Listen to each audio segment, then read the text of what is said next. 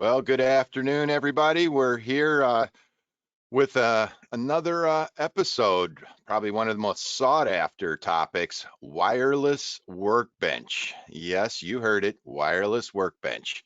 And as everybody keeps joining in the room, we were just joking earlier, leave plenty of space between each other. All right, we got plenty of room for this one. 6 foot spacing, please. All right, that's good, Mac. Just make sure, don't get too close to anybody. We got plenty of space here. But we're having a good time. We're trying to embrace this challenge that's facing our market right now with education, with connection. I've heard more people talking about all the cocktail hours via Zoom, and I think we've had more social gatherings now because of this than we have since then, right? Mac, you're staying working some, thankfully for you, and everything. So, we're all excited that this market's going to come around. It's going to be a good market again. It's going to be a little bumpy getting there, but we got time. And so what are we doing right now? We're jumping into these topics. Before we get going on Workbench, I want to welcome Corey and Jason. Thanks for joining us today. These guys are prepared to take the onslaught that is wireless workbench discussions. And this has become an industry standard.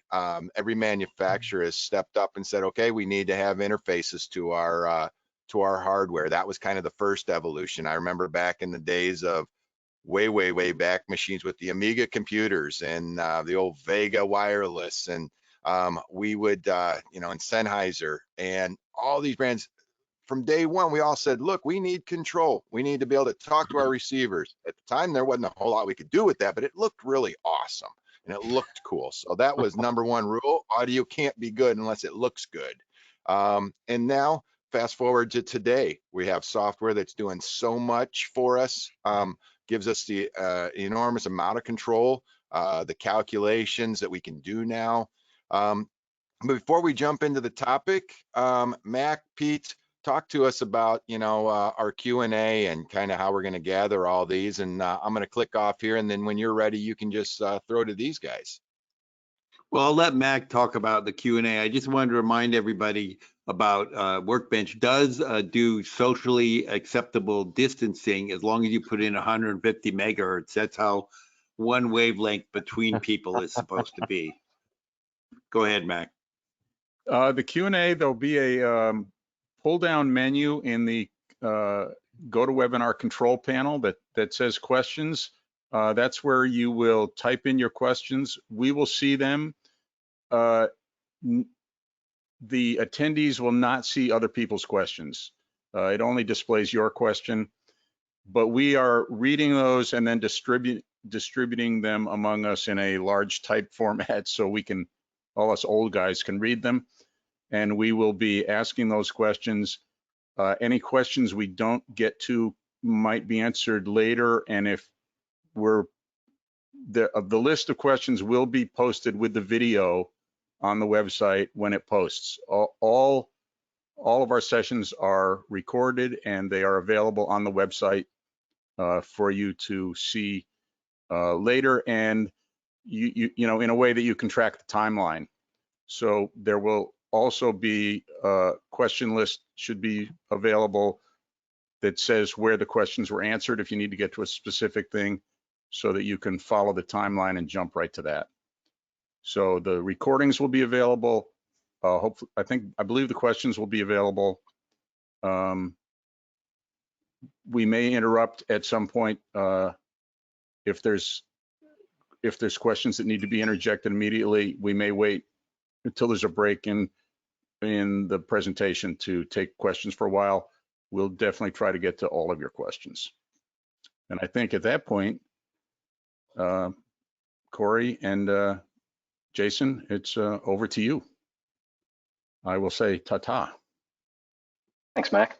Awesome. Thanks, Mac. I'll kick it off here, I guess. Jason with Shure. I'm in the Pro Market Development Division with them. So I've been here for just about 6 months now. So I'm kind of the new guy, but I know my way around Wireless Workbench pretty well from my past career, and maybe even some of you that are here. And I'm kind of here for some question support. And Corey's going to kind of run this demo with a screen share here and go through some of the advanced feature sets. We know most of you guys have probably a pretty solid base knowledge of Workbench. So we're going to go through some of the basic stuff, and I think Corey's going to dive into some of the features that kind of really improve a workflow. So with that being said, Corey, fire away, my friend. All right, thanks very much. So I'm Corey Peoples. I work in the product management department for the wireless category at Shure. So working on things like Wireless Workbench and our mobile app Shure Plus channels. What I'd like to take you through today is some of the lesser known features or lesser used features of Wireless Workbench that might help out with your workflow. I'll take you through each one of the three main tabs of the application: the inventory, frequency coordination tab, and monitoring views, as well as some other helpful tools that might help speed up your workflow or just make you more effective on the job. And then as soon as we have some time, we'll take questions about anything that we covered today, as well as anything else that might pop up. Okay, so I'm going to shut off my camera here just to save you guys some more space, and you can see my interface here. So I've got Wireless Workbench pulled up. And one of the first things I want to take you through is batch editing. So often when you acquire a new device and network it with Wireless Workbench for the first time, how you encounter a device is with a bunch of Shure channel names and the default device IDs.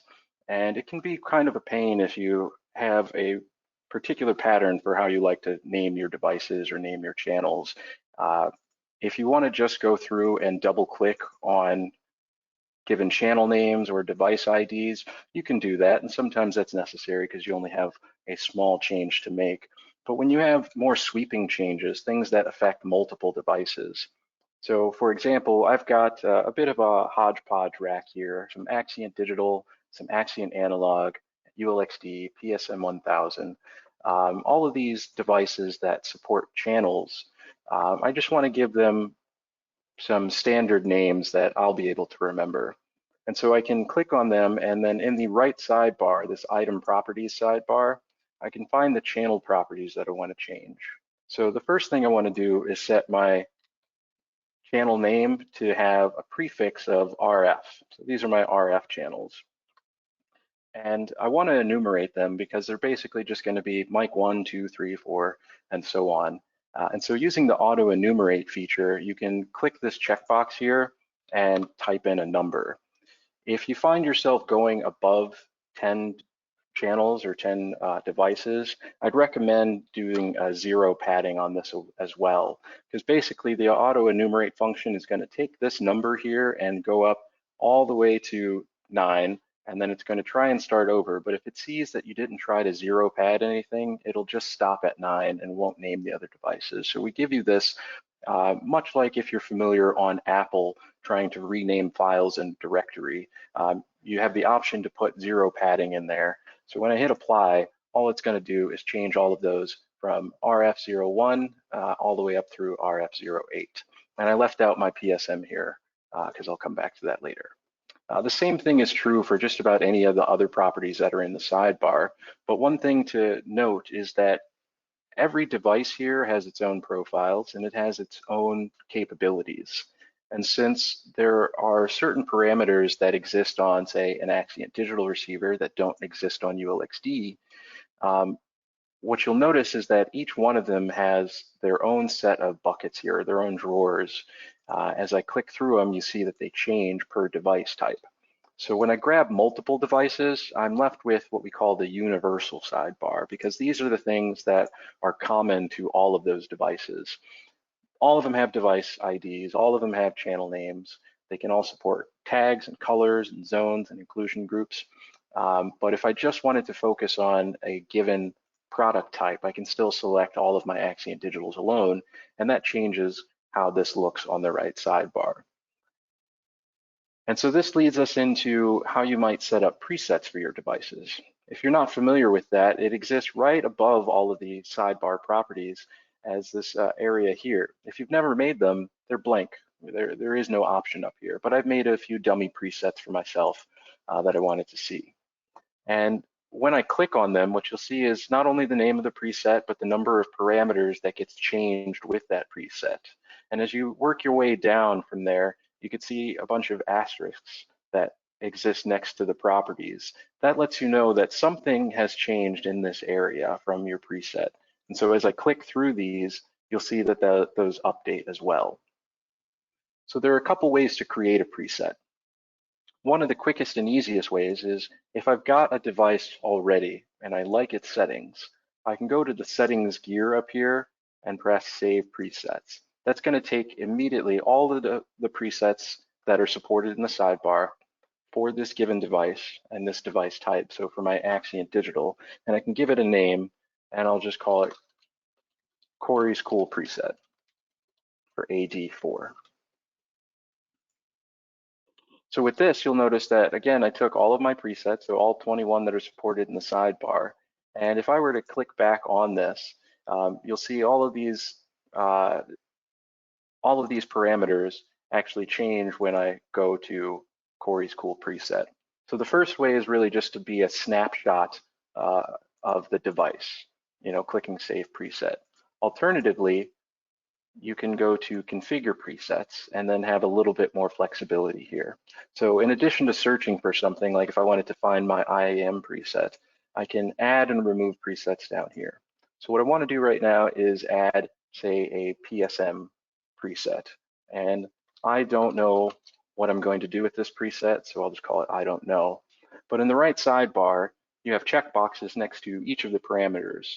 And so if I want to change device ID, I can make that a preset so that all of my devices share the same device ID. Typically, that's not something I'd recommend, but if you have presets for certain devices that you always want to have that device ID, that would be a good option for you. So I'm just going to go ahead and set it to lock my power switch and lock the front panel. Excuse me, lock the front panel, and I'll just save that as a preset. So kind of hard for you to tell, but I am flicking the switch on my PSM right now, and it is not going anywhere. So that is presets in the inventory. I really like to use this as well for shortcuts. So for a lot of you PSM users out there, what you'll notice is I've created a couple presets for RF mute and RF on. And I like to do this because if I find myself in the inventory or in between sets or in between a show, what you can't see on the front of my device here is that the RF transmission switch is in the on position, but I've turned it off from software. If for whatever reason I want to RF mute or RF enable these in one go, I can just grab all of them from my inventory, select the preset that I want, and apply the change so that they all come online. Alternatively, for devices that are not channel-based, what you'll see is that you have just the universal properties here on the right side. So using this for batch edits hopefully will help you to speed up your workflow when you're configuring your devices. This is really just about trying to manage multiple channels at once, especially when there's some organization about them. A couple other lesser known features of the inventory here include another search bar. So there are search bars all over the application. If you're not accustomed to using them, I highly recommend them because they're great for finding certain devices that you're looking for. For example, even though this is a bit of a small configuration, I might be interested in finding those devices that are within a certain frequency range. So I could type in 470 and find all of those channels that are in the 470 frequency range. Likewise, over here on the side, also another organizational tool. What I'm currently doing is sorting or grouping these devices by type. You'll notice these headers of microphone, in-ear monitor, spectrum manager, and so on. I can also choose to do just by the column headers. So this gives me a nice flat list if all I'm really doing is working with channels. As well, if I configure zones, I can group these by zone. And we might get into this a little bit later, depending on whether or not it falls into your questions, but all of these right now are in the default zone, so not much to look at. And then as well, a modest configuration of my network. But if I'm using remote devices to connect to devices that are on a separate subnet from mine, I can also group these by network to see which one it falls into. So those are some really quick and easy, helpful tools for managing your inventory. If you're interested in protecting your devices a little bit, say you're working on a team with multiple people and all of you need access to some devices, but not necessarily all devices. Or perhaps you just want to make sure that anyone else who might jump onto your network with a Shure software controller is prevented from making changes to certain devices. We have what's called access control. It's this little gray shield that you see here. When it's not enabled or it's disabled, it's a gray pin.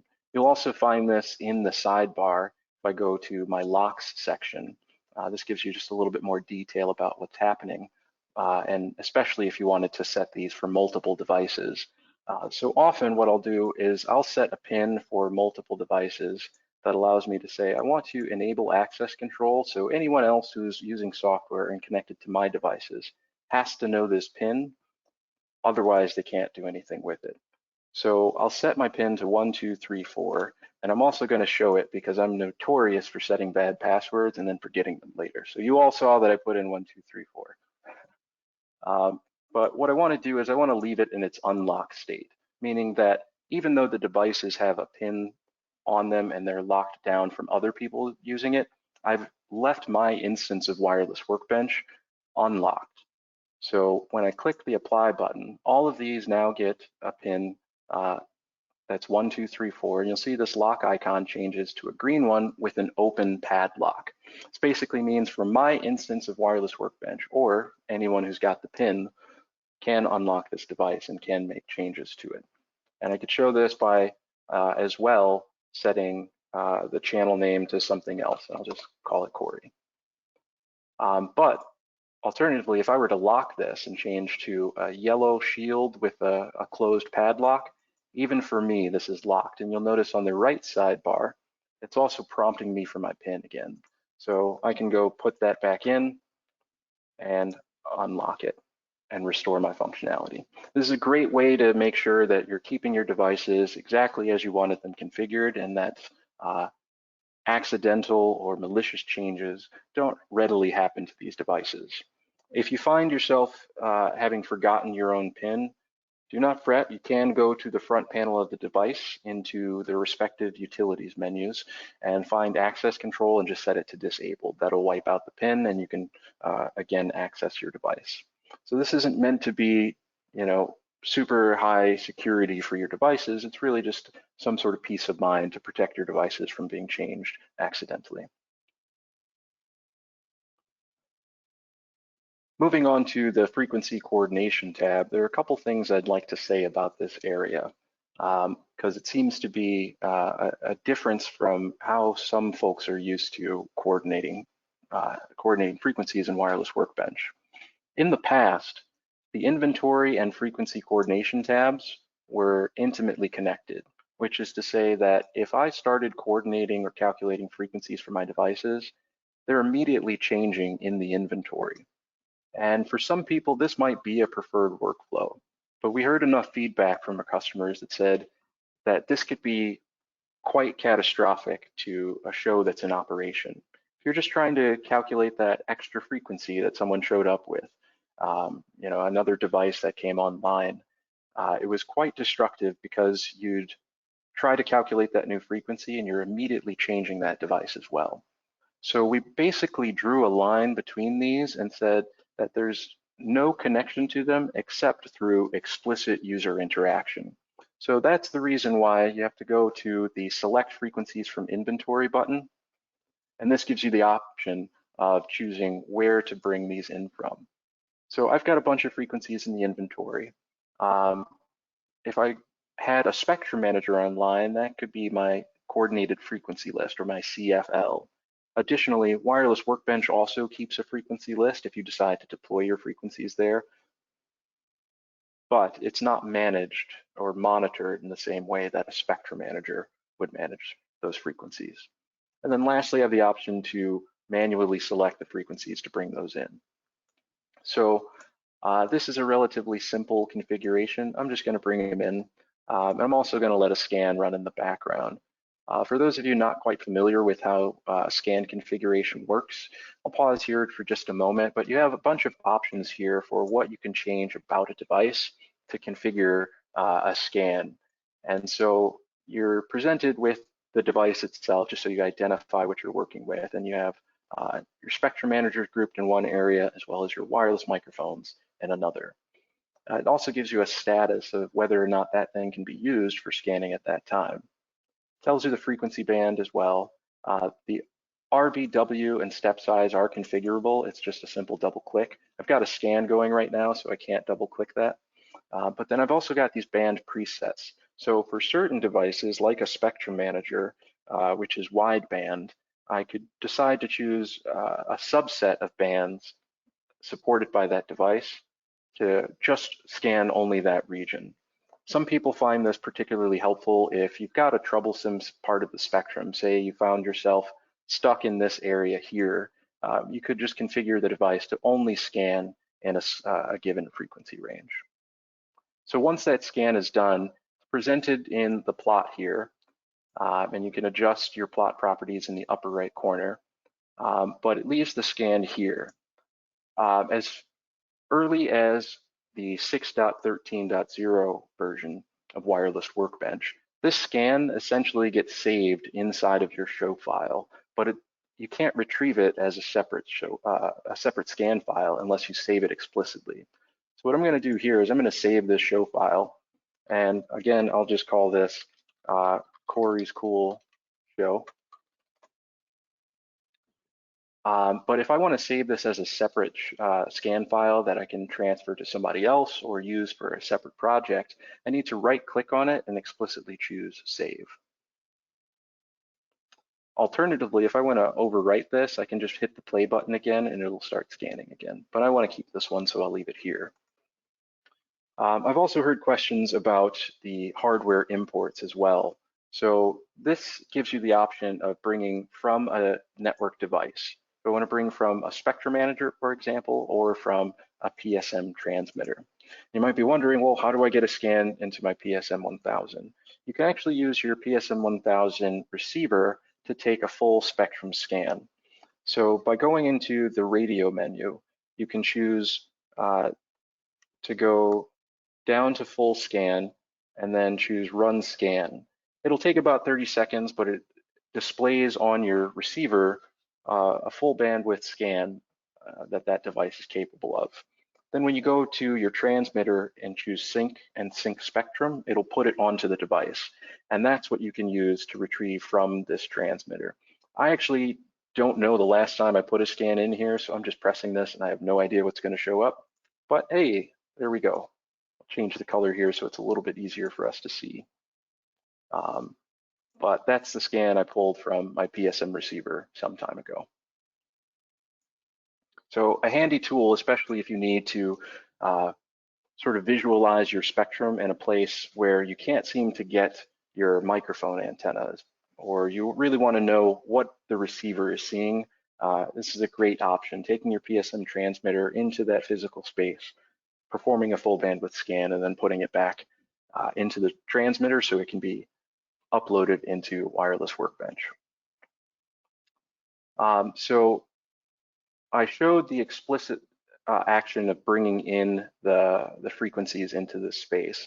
I'm just going to go ahead and calculate really quickly. Pretty easy to find 10 frequencies here in this space, but on the off ramp, as you might call it, assigning and deploying these frequencies to devices, this is the other explicit way to get it back into the inventory. So I can just go ahead and hit deploy. And what this does is it's taken all of these frequencies and it's deployed that frequency list. I chose my spectrum manager, my AXT 600, and that's where it's going to keep and monitor those frequencies. So I could see those changes have been reflected here in my inventory. And as well, I can open up my frequency list here, for example. And I could see all of those frequencies that are currently in use. The other place, if you're using a spectrum manager, is to right-click and choose Properties for it, and you'll see those frequencies also being managed here.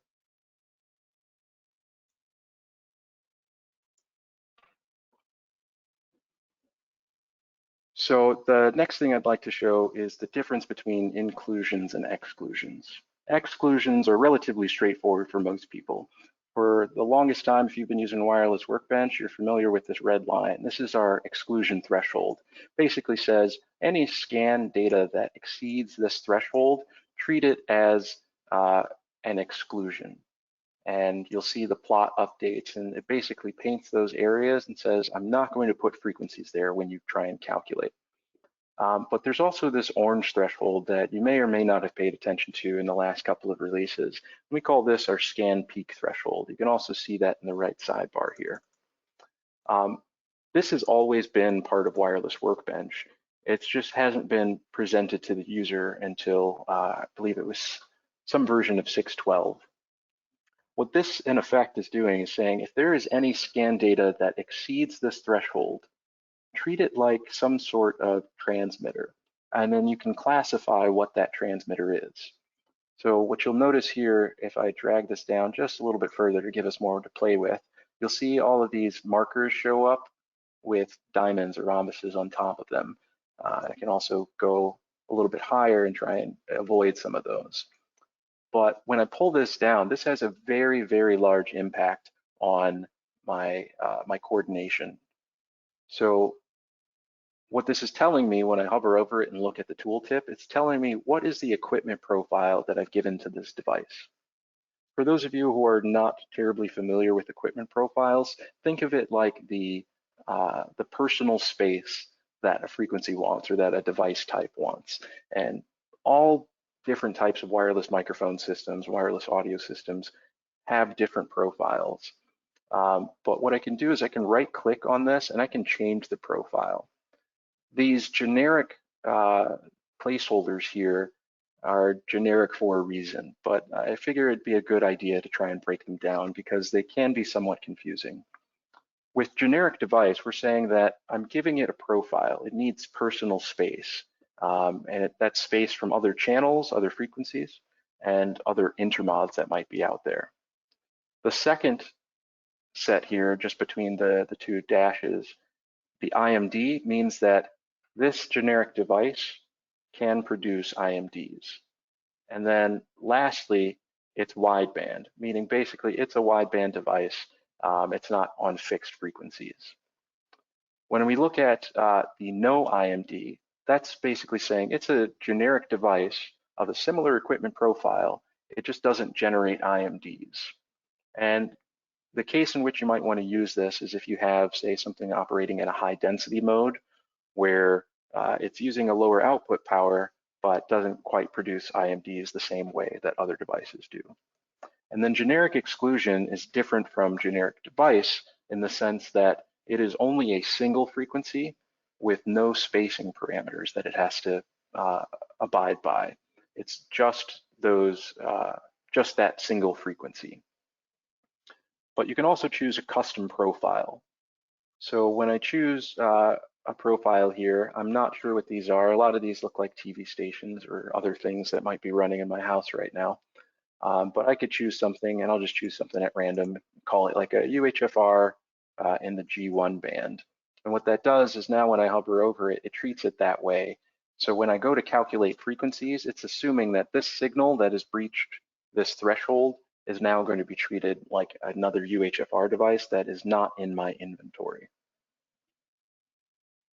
And that's basically how scan peaks work. This is very material to finding a lot of frequencies if that's what your aim is, because by default, those generic devices, right, we're not sure necessarily what this thing is. We're not identifying this as a TV channel, so we don't know what this is. And instead of treating it a little too aggressively in saying, oh yeah, it's just a single frequency that I need to avoid. We tried to be a little bit more conservative with the calculation and make sure that at the end of the day, you're finding good quality frequencies. And so we give it this generic profile, but you're more than welcome to go ahead and change what that profile is. If you find yourself having to deal with particularly populated spectrum, and you don't want to have to right click on each one of these, there is a coordination preferences button here that allows you to set a bunch of different things. And so I'm going to spend a little bit of time here, but one of the first things I'd like to point out is right in the middle of the dialog that pops up. You'll see classify peaks above scan peak threshold as, and that my default right now is generic device IMD. But I could say, you know what, I'm always operating next to this theater. I know that they're using such and such microphones. I'll just go select those because I'm pretty sure whatever signal I'm picking up in my spectrum is going to be that profile. I can just make that my default. So that's about it for scan peak threshold. I mentioned that I would stay here in the coordination preferences because there's a lot of good stuff in here that you may not be familiar with. One of the first things that I like to point people to, I'm assuming right now that most people already know about changing your country, and we'll get a little bit into that later, but for automatically calculating backup frequencies. Now, I know there are some other coordination applications out there that kind of by default just calculate a bunch of frequencies for a given device type. And in Wireless Workbench, we're very explicit about which frequencies you're asking for. Did you ask for 1, or did you ask for 2, or did you ask for 200? And we don't just try and throw out everything. But if you're used to a particular workflow where you like to choose between a lot of different frequencies, I've got a couple recommendations for how you can leverage this tool to its max. So I'm going to go ahead and enable this and save my preference. And then I'll trash the rest of my coordination over here, just so I could start with something fresh. So let's say I wanted to get as many frequencies, or I want 10 frequencies for ULXD in the G57 band. I can say I'll just add one of them, but I'm automatically calculating backup frequencies. So when I hit calculate, what it's going to do is it's going to churn through and it's going to find as many frequencies as it possibly can in that band. So it's going to churn, it's going to go through a couple different iterations, and this is what it's doing. It's taking that calculation and it's trying to rerun this calculation over and over again to find out if it can get more frequencies. You can also configure how many passes it takes before it gives up. But let's just say I stopped and I said 55 is plenty for me to choose from. Now let me figure out which ones I want. I can now cherry pick certain frequencies, and I'm doing this at random. You would probably be much more methodic about it. But I can right click it and move to my primaries. And then I can say, all right, those are the only frequencies I need. I'm done with these backups. I can right click on the header here and choose delete. And now I've only got those things that I tried to calculate for. And so what I'll do is I'll just lock those frequencies. Now I might say that I need a PSM 1000, for example. I need an in-ear monitor. So I'll choose something in, let's say the J8A band. And here again, I would start with one frequency, and what you'll see is that all of these are locked already. So the calculator is already going to assume that these frequencies can't go anywhere. Now it has to find frequencies that operate around it. So I can again click calculate, and it'll try and calculate as many backups as possible. And I'll stop it because I found more than I need. So again, I can just cherry pick the ones that I want and then move to primaries and then get rid of those auto backups. And this is a way that you can kind of meet a workflow that you might be used to, where you're choosing from a pool of frequencies that are still compatible, but you're not quite sure which frequency is best for you just yet. The downside of this approach is that what you're telling the calculator is that you only want, or that you specifically want to keep these frequencies in place, as opposed to trying to optimize for all of the devices that are in the coordination workspace. If you're dealing with a smaller system configuration, this is probably totally fine. But as you start to get into higher and higher channel counts, I can't say that I really recommend doing this because you're essentially blocking out the spectrum and getting rid of parts of the spectrum that might otherwise be considered valid for some of your devices. So that I mentioned that I'd talk about exclusions a little bit as well. Sorry, I'm jumping around a little bit here, but just want to make sure that I cover as much breadth as possible for all the things that I know have given people a little bit of heartache. So exclusions are pretty straightforward. They come in a couple fashions. One are the scan exclusions. And that's basically when I have any scan data that exceeds this threshold. I can also create manual exclusions by going to the spectrum tab in the bottom right corner and going to the additional exclusions dialog. Sorry, this keeps popping up on my other display. So what you'll see here is that I've got a couple different things already populated in this list. Most of these ranges and single frequencies broken out into two tables are currently being detected, right? This is basically saying that I found it in a scan, but I've also got this user-defined one. At first, this was a detected exclusion, but the moment I gave it a profile, my UHFR G1, it goes to user-defined. I can also enter single frequencies if I know for a fact that, say I am working next to other theaters or other venues. If I know what frequencies they're using, and hopefully you guys are all working in areas where your neighbors are willing to provide you with their frequency list as well and be partners in trying to have quality coordinations, but I can enter the frequency list that someone else has just so I know to stay away from their frequencies. So if they say they're operating on 601.325, that's great. I can put it in here and I can give that a profile for one of their devices. The same thing is true for frequency ranges. It's just that you'd be entering two frequencies as opposed to one. So I can say I want to stay away from, again, 601.325, and maybe I'll go up to 603. And I can click save. And what you'll see is that that range right here gets excluded as well. Now, the opposite of those exclusions, saying places where the calculator should not put frequencies, would be inclusions. And that would be to say, I only want to put my devices in these places. So I can go to my exclusions dialog. Down in the bottom, I've got inclusion lists. And this is what most people will use. If you find yourself operating in certain countries where they're very explicit about what frequencies and frequency ranges are available to you, I'd recommend using the user groups because this will very clearly put you in the place that is compliant for that location. But for the rest of us, especially if you're working in the United States, it's probably just based on your preference where you'd like to keep your frequencies.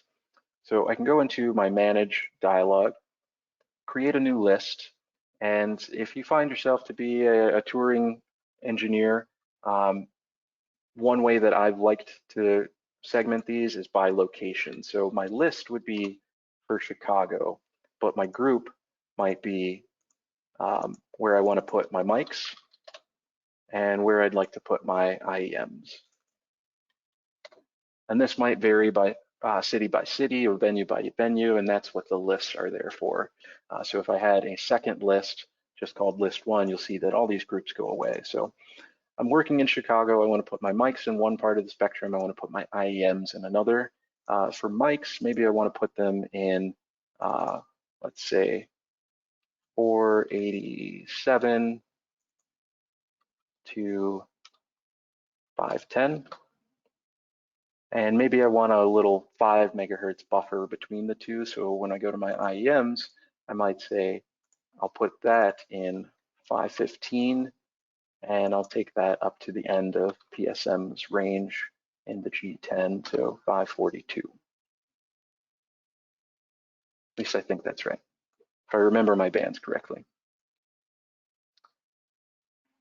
So this will give me something saying that I've got a blank list, and that is totally okay. So I'll just go ahead and click OK. What you'll see here, if I get rid of some of the information in here, I'll get rid of my markers too. I've basically created these two inclusion areas so that, let's say I were to unlock these again. And in fact, what I'll do, since I've got better devices in my inventory, I'll bring those back in just as part of the example. When I calculate frequencies, you'll see that the primaries and secondaries, they'll go just about everywhere. However, if I move these into an inclusion group, meaning I can right click on the header and say PSM is going to IEMs, my Axients are going to mics, clear a little space for myself here, my ULXD goes into mics, and my Axient Digital also goes into mics. When I calculate again, these now all get tucked where they're supposed to go.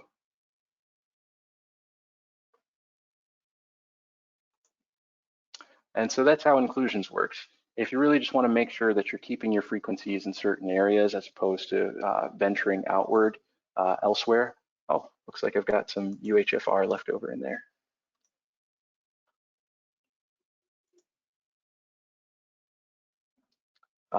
Yeah, it'll keep your frequencies in a certain area and keep them from being calculated for other spots. And then as well, in the coordination preferences here, you've got a couple things related to TV channels and your configuration of the calculator. So first, for TV channels, what this is saying is that when I'm calculating frequencies and I'm near an excluded TV channel, how much space do I want to have from the leading edge of that and the trailing edge? For me, I like to keep them just both as the same. I can set 100 kilohertz spacing from both the front and back end of that TV channel. So what that means is that when I go into my TV channels dialog area and I put in a zip code, let's call it Niles, Illinois, where our headquarters is located, and I search for those frequencies, press save. All of my TV channel exclusions pop up here as overlays. When I calculate, however, it's just going to say, I found this TV channel. I'm going to stay 100 kilohertz from the front side of it and from the trailing side of it as well.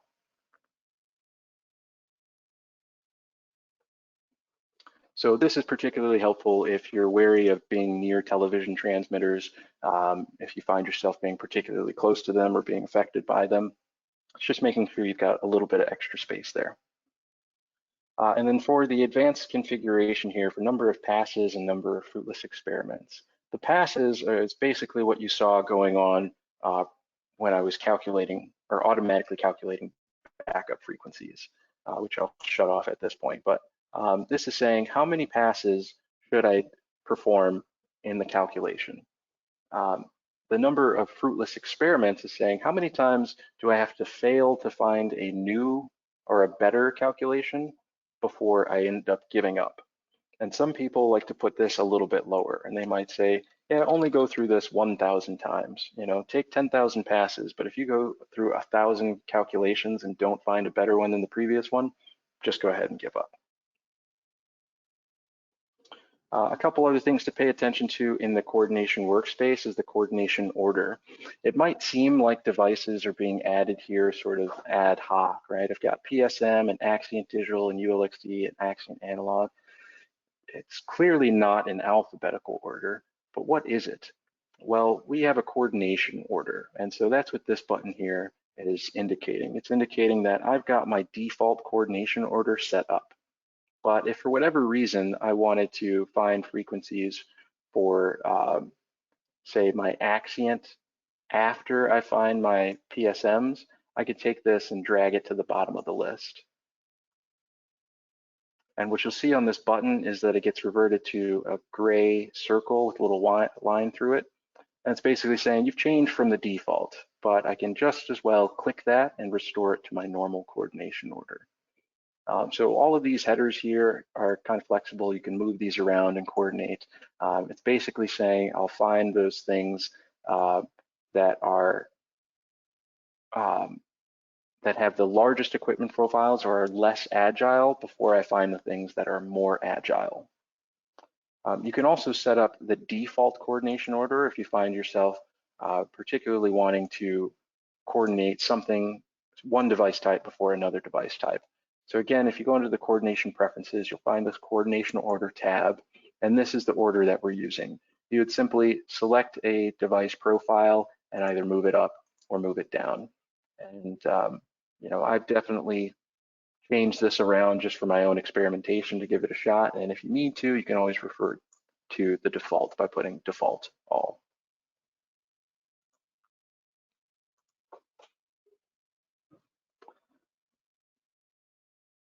And so that's about all I'd like to show you on the frequency coordination tab, unless there are questions that are popping up over there. In the meanwhile, I'll pop over to the monitor tab. Corey, yeah, there's Yeah, quite a few questions that came through. I think might be a good sure. time to address some of the stuff that came through earlier. Yeah, If we think it's a good time, I'm going to try to push through some of these. Let's see, where do you usually set exclusion and scan peak threshold? where do I normally set it? Well, Or where does yeah, one? that's the question. So I guess where is it set when you open the program? By default, this is at -85 and -60. Those are the application defaults for exclusion threshold and scan peak threshold, respectively. Yeah, and so I guess the best practice I would say would be to put your your exclusion peak just above where your acceptable noise floor is for whatever your environment is. And then your scan peak would be where are you seeing other rogue transmitters that may not be your own. I would say is how those two components are designed to be used. Would you agree with that? Absolutely. Okay, great. Let's see, has the scan peak threshold features custom profile bug been fixed? It was causing a large number of dummy zones to show up when reopening the show file. I'm not aware of that bug. Corey, are you privy to that one? I am aware of that one, and that one has been fixed. Awesome. Good to note. If you run a scan during a show in the profile section, can you select to exclude the data as it's your own microphones? As in, if your own transmitters are on, can you exclude that when running a scan? No, you cannot. And that's because well, frankly, have not gotten to it. But the reason why we've chosen to defer that functionality is because, again, we've sort of segmented what is the inventory and frequency coordination. So what you're using in your inventory may not be exactly what you're calculating. So if I were to take a scan, and yes, it's in the inventory as that frequency, we need to work out some of the corner cases about, for example, what I've shown here is that I brought in a bunch of frequencies from my inventory, but you might just as well create something that is a fictitious device, right? This does not exist in my inventory. And so if I take a scan and then map a certain signal peak to what's in the inventory, that might not be accurate. You could be coordinating for something that is not there. So there are a few corner cases we'd like to work through before we can design such a thing, but I totally understand where the request is coming from. It is not capable of doing that right now. Awesome. Yeah, great question. A couple more. How do you treat DTV pilot carriers? I think that's kind of a preference thing, but we touched on that in terms of the threshold or the exclusion. Obviously, in most cases, you don't want to be coordinating wireless inside of a DTV channel. Obviously, there's some extreme cases or use your discretion as the RF coordinator, but I would imagine, and you know what, I think by the time when this question came through, I think that might have been related to setting a profile for it. And really the profiles are intended for single carrier kind of rogue transmitters, correct? Yeah, they're intended for those sorts of things. If you wanted to give it a profile, I might treat it as just a single frequency exclusion. So this is a good example that I have on the screen right now where this is being given a generic profile, I'm assuming. Let me hover over here. Yeah, generic device IMD. I'm pretty familiar with how TV channels look in the spectrum. You can also sort of look at what I've got selected here and see like, yeah, that is covering right under a TV channel. This doesn't need to be treated as a device, so I could treat it as a generic exclusion. I'd probably still choose IMD because it does have the potential to create intermods, but all the same, I think to your point, Jason, these are sort of a different breed. So you can either, it's your preference of how you'd like to treat it, but I might choose a generic exclusion for that one. Yeah, and you know, there's a couple tools in there for importing TV database to get your zip code and find out what DTV is supposed to be operating or we believe to be operating in your current area. But there's a kind of a shortcut. If you just click on the TV channel or right click on the TV channel at the bottom of the screen on the number, you can just go ahead and exclude that whole channel right from there. And that's going to block that out red, as you see Corey doing there. So if you believe that that TV channel is strong enough that you don't want to even include that at all, versus going into the separate menu to add or remove TV channels, once you do your scan, you can just right click on those 6 megahertz windows down there and select exclude. What's the best practice here if you don't know what the device is? Again, I believe that was asked when we were creating profiles for Rogue transmitters. So what would you say is the best device? All in all, Workbench is pretty conservative in its IMD math, correct? Yes. So I guess if you don't know what the carrier is, if you have no way of understanding what the device is and you know it's not DTV, the best profile for that would be IMD wideband. Yeah, definitely choosing one of the, especially if it's a hot signal, right? So I've got even TV channels that look relatively far away from my current location. This could be a rogue transmitter here that I'm not familiar with, but it's relatively low and below my exclusion threshold. So you know, the scan peak threshold doesn't even go down that far. But if you find yourself dealing with scan peaks that are up here and breaching your tolerance for that, yeah, that's what those generic profiles are intended to represent. Is just saying, you know what, it's generic. I can't tell what it is.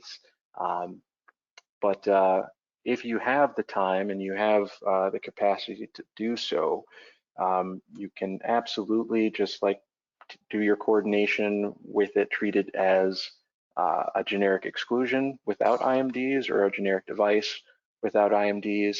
And you know, nothing tells you whether or not your frequency is good better than actually just turning it on and taking a listen. Amen to If that. you have if you have the ability to do so. I know many of us in our scenarios won't have that ability. Totally. There's quite a few coming through here. Do you want to bang through the rest of your demonstration through the monitor tab and we'll revisit these, or should we kind of keep them in a keep the questions coming that have to do with this tab? You know what? Let me say just a couple things about the monitor tab and we'll jump right back into the questions. So the Awesome. couple things that I wanted to show you, if you're not already familiar, are the monitor widget designer. So whether you're using channel strips or the mini timeline, you can choose how you'd like to configure this view. So if I don't care about RF and audio, which I'm not sure any of us here would say that, I can hide it or show it. But there are just different ways to try and customize this if you want to save space or if you're only interested in certain parameters of a given device. I like to leave mine full because typically I'm running a more modest system configuration, but yeah, that is available there for you. And then as well, you may have already noticed that you can have multiple different view tabs with different information on them, different channels or different widgets that you might have. So if I wanted to pull up, say, the mini timeline for certain devices, and right now I've got nothing synced, which is why you're seeing a bunch of red here. But if I wanted to pull those up, I could do that. But if I'm pretty used to seeing the same sorts of devices, say I always want my Axient Digitals, I can create a monitor group out of that. And there are a couple ways to do that. One, I could just drag it and drop it up here into the monitor groups drawer. And so it creates a group that I can show and hide together. Right now, this only works for channel strips. It doesn't bring out the mini timelines, but all the same, it at least gets you in the right direction for seeing the devices that you want. If you have another channel out here that you want to see, then you can add something to a monitor group. You can add something to a new one. So say I now want to make one that's out of these 5 different things. I can add that to a new monitor group and it'll create a new one for me. And that's basically what I wanted to run through. There were a couple timeline things, but yeah, why don't we answer some questions and take it from there. Great. Yeah, thank you. There's a slew of them coming through. This is awesome. Thank you guys. How can one create a frequency inclusion user group?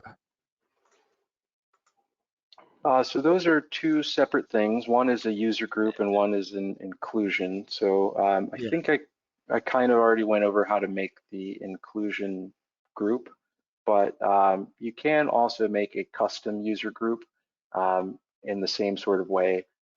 We've already got a custom field here, and so you'd just be making groups inside of that.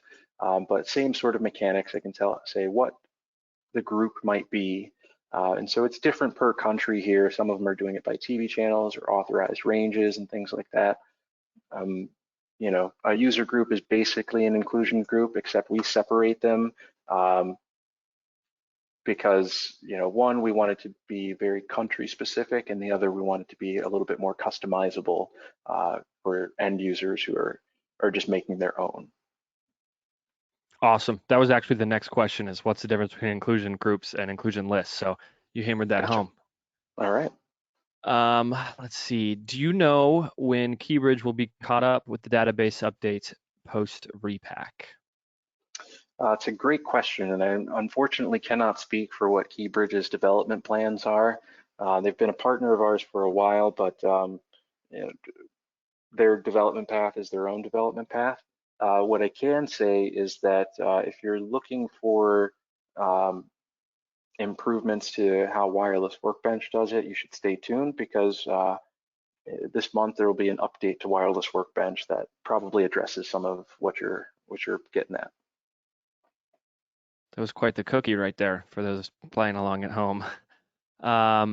Awesome. In terms of VIP groups and orders, can we set up a main Vox mic first? I'm not sure where, if that was in the monitor tab, it might be where he's talking about that. Can you set up a main vocal mic first to be priority on your monitor tab? I think is what that question is. Yeah, if it's about using it in the monitor tab, really putting it first is just a matter of sorting or moving something in the list to the order that you want it in. But I kind of read that a different way, as like, I want to coordinate something for this particular channel first. And it's a bit of a workaround, but yes, you absolutely can. So again, if I were to blitz my coordination and say I want to bring in everything from the inventory, what I can do, what you'll notice is that these came back in and none of them have inclusion groups again, but that would be the feature that I recommend to try and make this thing work for you. Let's say, for example, that I've got a particular channel that I want to be part of an inclusion group, and that one I want to be coordinated first. Basically, anytime you create an inclusion group, we bump it to the top of the list, because you've already gone through so much trouble of saying, I want this frequency or these groups of frequencies to be calculated in a certain space. Well, we end up moving that to the top of the list just so you can calculate it first. So I found Corey's frequency, and basically now I've treated it as a VIP. It moves it to the top of the list, so that will be the first thing that gets a frequency. And so if you find yourself wanting to deploy this two devices, I'd recommend going ahead and setting that inclusion group first in the inventory. That way it's a very seamless mapping when I go to assign and deploy, where it allows it to match those two up. Wicked. All right. Let's see. You kind of spoke on the next question as well through that portion. Which version of Wireless Workbench is this? There are so many equipment profiles. I think you just what we're running right now is Wireless Workbench 6.13.1, and this was released in November of 2019. And I'll just go ahead and mention it since the person here is asking about equipment profiles, or at least mentioning equipment profiles. If there's any that you think we should add to Wireless Workbench, I highly recommend emailing system support and just saying, hey, I want this profile in Wireless Workbench. Frankly, it's a relatively easy process for us to make those, but getting the profiles for them, the data that informs what those profiles is, takes a little bit of time. So the sooner we know that you guys need them, the sooner we can get to work on determining what those exact parameters are for the equipment profiles. Awesome. All right. Next question. I'm importing CSV files from TTI analyzers. The noise floor is consistently around neg 76. I've tried different settings. Do you have any tips on this? I don't often bring in scan files from TTI, so I'm not quite certain why that would show around negative 76. But you know what I'll do is I'll take that offline and try and experiment with that myself, and hopefully post an FAQ or some other documentation to try and help you out with that one. Looks like Kelly might have. Yeah, and I was just going to say towards the end here, we'll have Pete weigh in on that, because obviously he does a lot of scans with this TTI. So, maybe we'll just keep that one in the hopper, and then we'll circle back around towards the end here. Sounds good. Yeah, totally.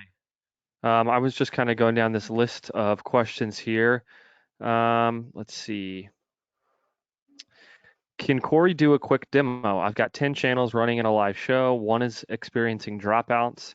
I have time to resync that bad channel. How do I deploy a new coordinated freak to that one specific channel? Great question. Yeah, excellent question. So this is kind of how you would use lock. So first, I'm just going to go ahead and move this back to no inclusion group, so I'm not mucking with that. But let's say I had a calculation already, right? There are my 10 frequencies. Those are the ones that I came in with. Let's just pretend, for example, that those were already in my inventory. And now one of those has gone bad.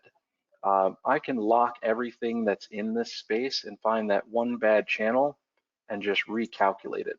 And so that holds fixed everything else except that one frequency that got a new one. And then when I go to assign and deploy, you'll notice that there's a lock icon next to all of these devices that were locked, except for that one, our 535.925. And so that's how I found a new frequency just for the one device. And so I'd choose which channel I want to deploy that to, place it here, and press deploy to inventory. And that just lets you get one extra. The same is true if, for example, you've got a fully baked coordination, and now say an artist comes up and they say, actually I want to use my own system if that's okay. And you, being the nice person that you are, says, yes, I'll let you use your own system. You can then again just either bring in everything from your inventory the same way that I've been demonstrating through this webinar, or if you've got a saved coordination workspace, you can just reload that workspace, lock everything that you don't want to get a new frequency, and then unlock only those things that you do want to get a new frequency, and then deploy them, or calculate and deploy them. Awesome. I lost my space here in this question list. Can you talk about compatibility profiles? Yes, absolutely. So a great way to talk about this is in the context of equipment profiles. So if you go to Tools and Equipment Profiles, you open up this dialog. It looks a lot like you're adding a new device or choosing the profile for your scan peak, but it's populating and showing you information about a given device type. So if I've got, say, I'll use one that's actually in my inventory, an AD4Q in the G57 band, it tells me a lot about this. Most importantly, or most relevant to your question, is about compatibility profiles. You can consider every column here is a profile. Standard is clearly the standard or the default profile that you would use. And so these are standard filter selectivity, channel spacing, and intermod spacing that's used when you select that profile. So I've got this device in Axient Digital in my standard mode. This is what it's using as the constraints for the input to the calculator, saying that I need to be 350 kilohertz away from the next channel. I need to be 75 kilohertz away from 2T30 intermods, and then it doesn't really matter for the other intermods. It's also telling me about the spacing for my filter as well. So basically, whatever frequency I'm on, it's a tracking filter, and that entire filter that it's concerned with goes 70 megahertz north of where my frequency is at and 70 megahertz south of where my frequency is at. And that's where my filter space is at. And now if I have some other frequency that I've either locked or I'm calculating in the calculator, it's basically saying if there is a frequency outside of that filter, then it's not going to impact the frequency that I'm concerned with. But yeah, these are your profiles here, your standard, your more robust, and your more frequencies. And you've probably seen that around quite a bit. You'll see it in the header here. Over in the compatibility tab in the lower right-hand corner, you can set what do you want to be the compatibility level or the profile for this group of frequencies for a given device type. So I can say, I want it to be more frequencies. And then what you'll see over here on the right side is that all of the channel to intermod spacing is displayed here because you have the opportunity to say, I don't care about it, I want to ignore it. But when you have intermods here that are already 0, unchecking it doesn't do anything different. It's already at 0. But I could say I want to ignore 2T30 transmitters, 2T30 intermods from my calculation. But yeah, that's basically how compatibility level works. It's really just changing the spacing that you're using on the equipment profile. Awesome. All right. Next question. I don't know the groups and channels by heart, example G57, or the ranges they represent. Is there an overall reference chart somewhere in Workbench that I can see on a screen at any given time or point to display those ranges? There is not in Wireless Workbench, but I'll have to check with our technical publications group to see if we have that documentation already published. Great question, though. Yeah, I think I've seen it floating around. If I can find it during this, I'll ship it over to Kelly and have that updated here after the fact. Sent out to you guys. All right. Let's see. We kind of addressed that one earlier and that one earlier. How do you add devices other than Shure devices to a spectrum manager like Sennheiser IEMs, for example?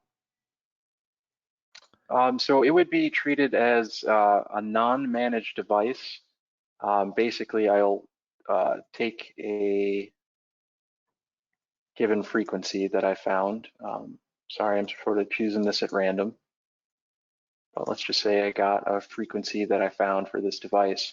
When I go to deploy it to my spectrum manager or to my frequency list, I guess you asked about spectrum manager and getting that in there. I can go look at the frequency list and it'll treat it as a backup essentially because it can't be linked to an online device.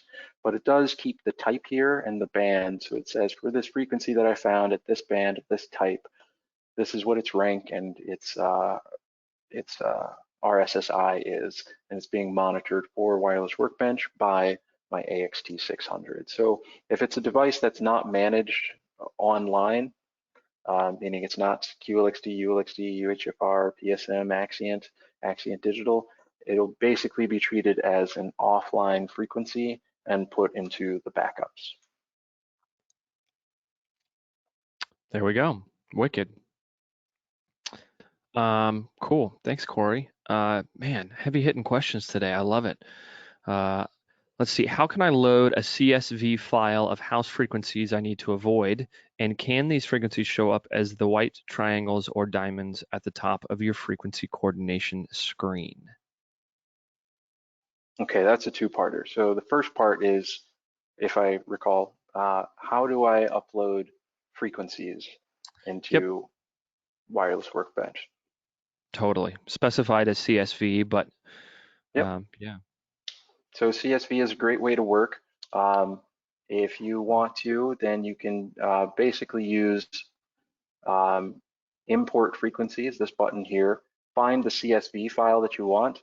But what you'll notice here in this dialog as it's prompting you is it's saying, what frequency types should I document these as? So you'd have to create different CSVs per product type. So if you've got Sennheiser 6000 or you got Shure PSM 1000, like break those out into different CSVs, find that file, specify it here, and then import it, and it just brings it into here as one of these buckets of frequencies.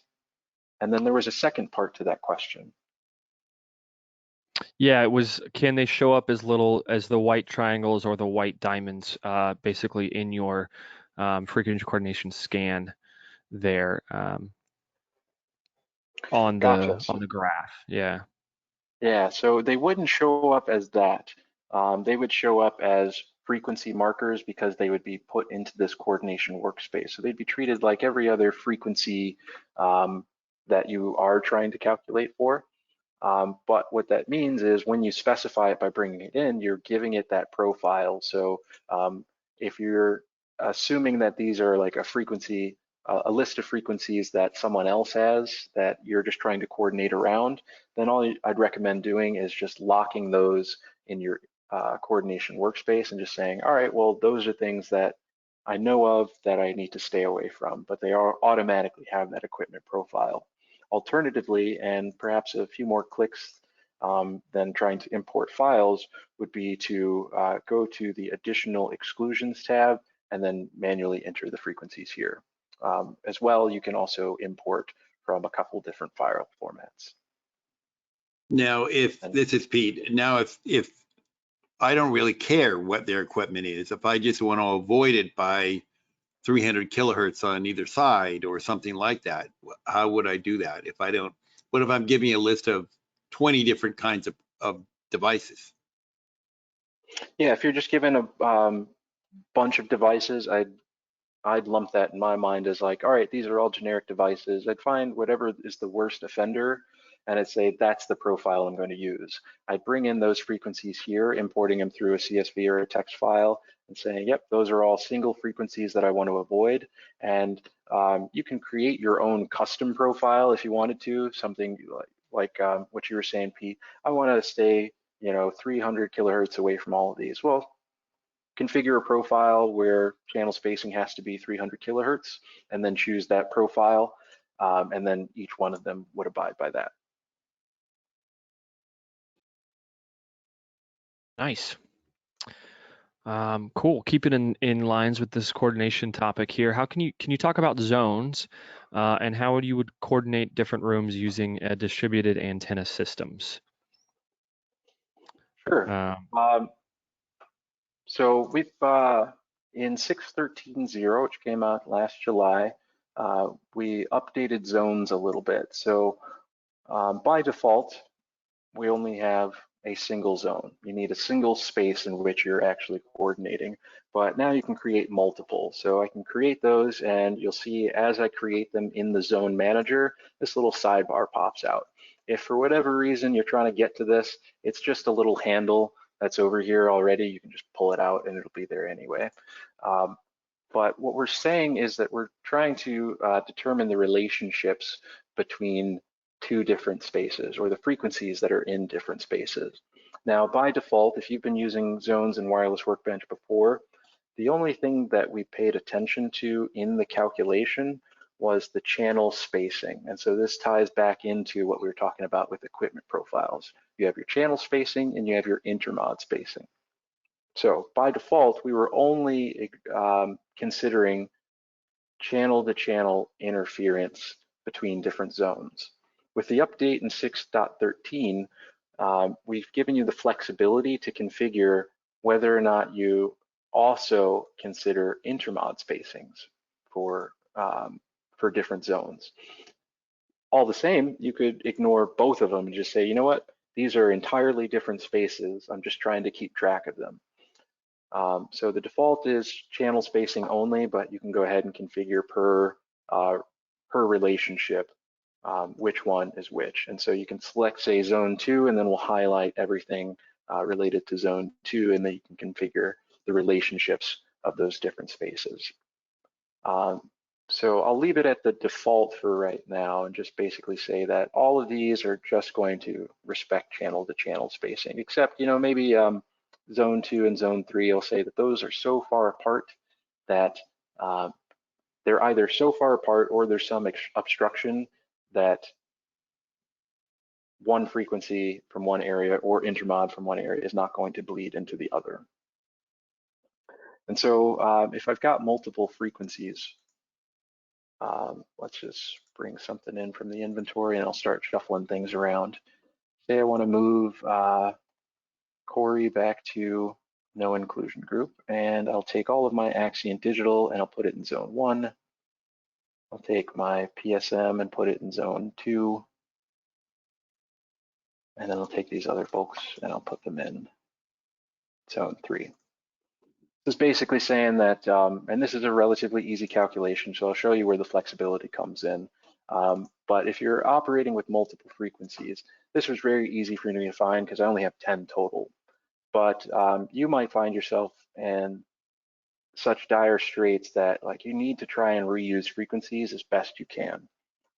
When you have the ability, I highly recommend trying to test the relationships between zones, which means fire up at least one receiver or scanner in each one of the spaces that you consider to be a zone, and then turn on a single transmitter in one of those zones.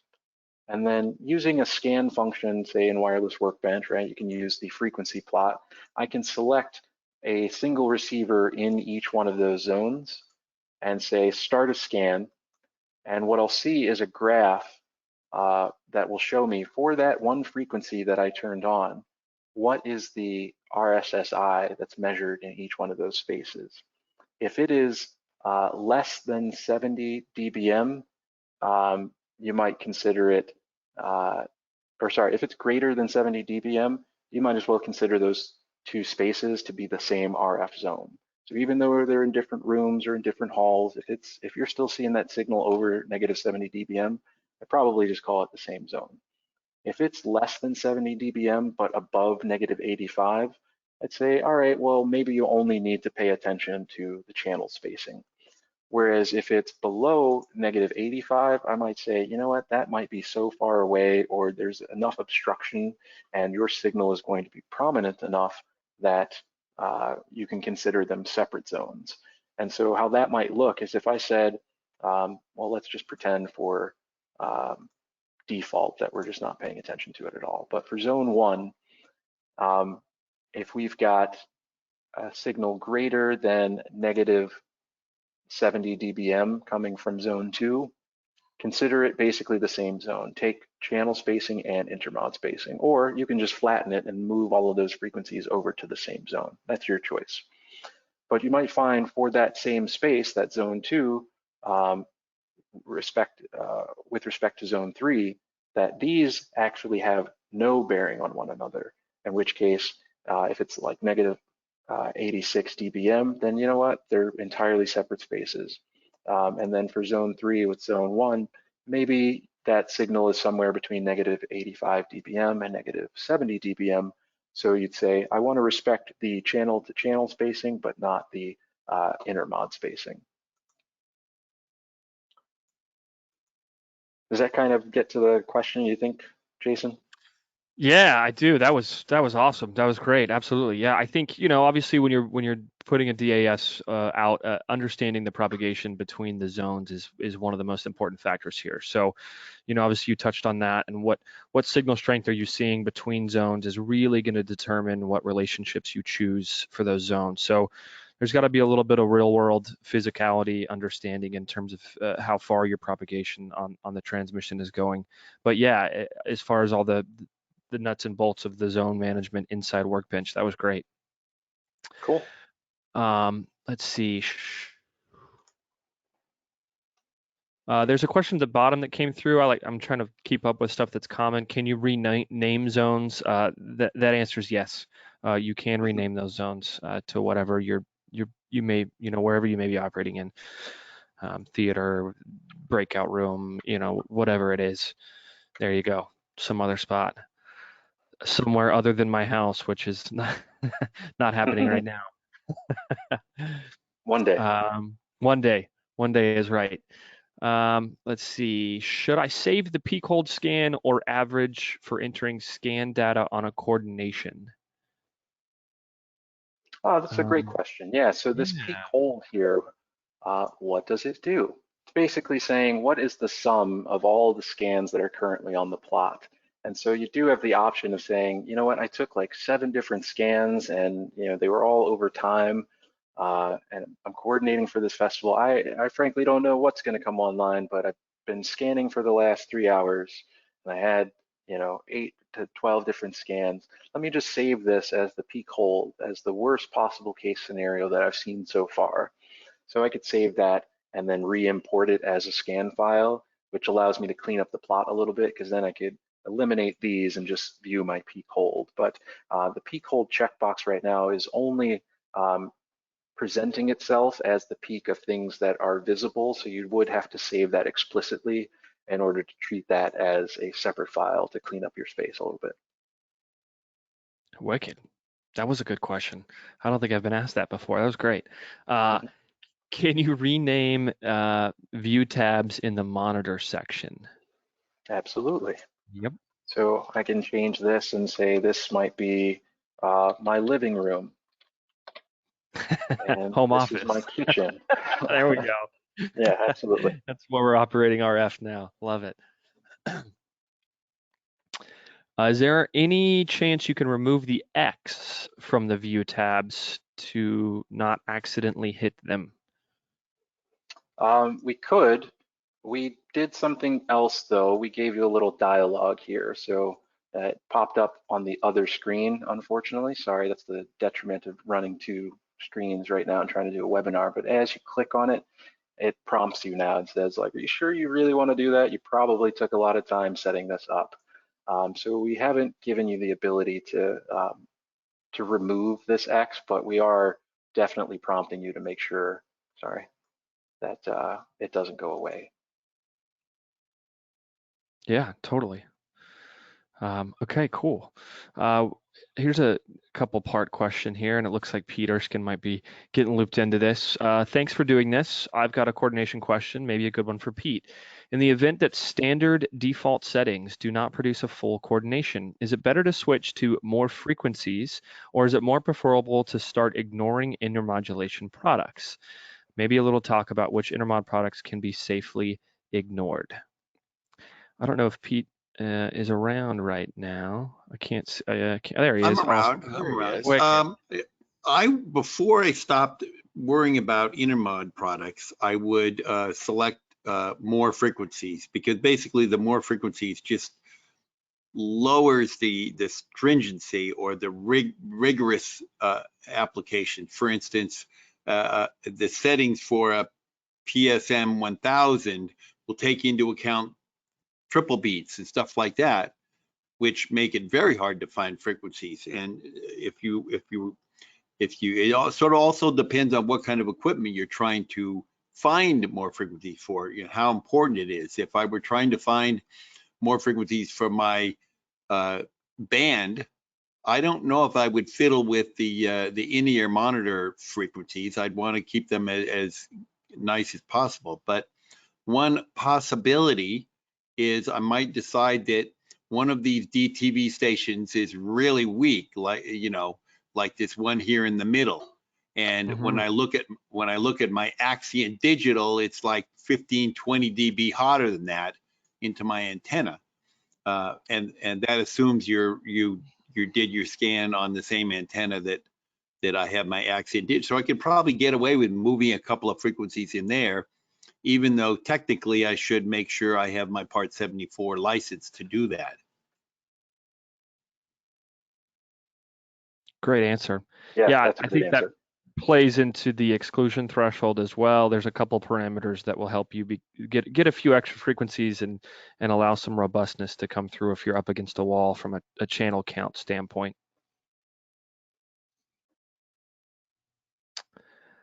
Would you please talk about the Q purple strip portion in the monitor area? Is it RF quality or audio quality? Excellent So, question. yeah. Sorry, go ahead. I'm going to set up a transmitter here so I can get it going if you want to speak to that Awesome. for a second.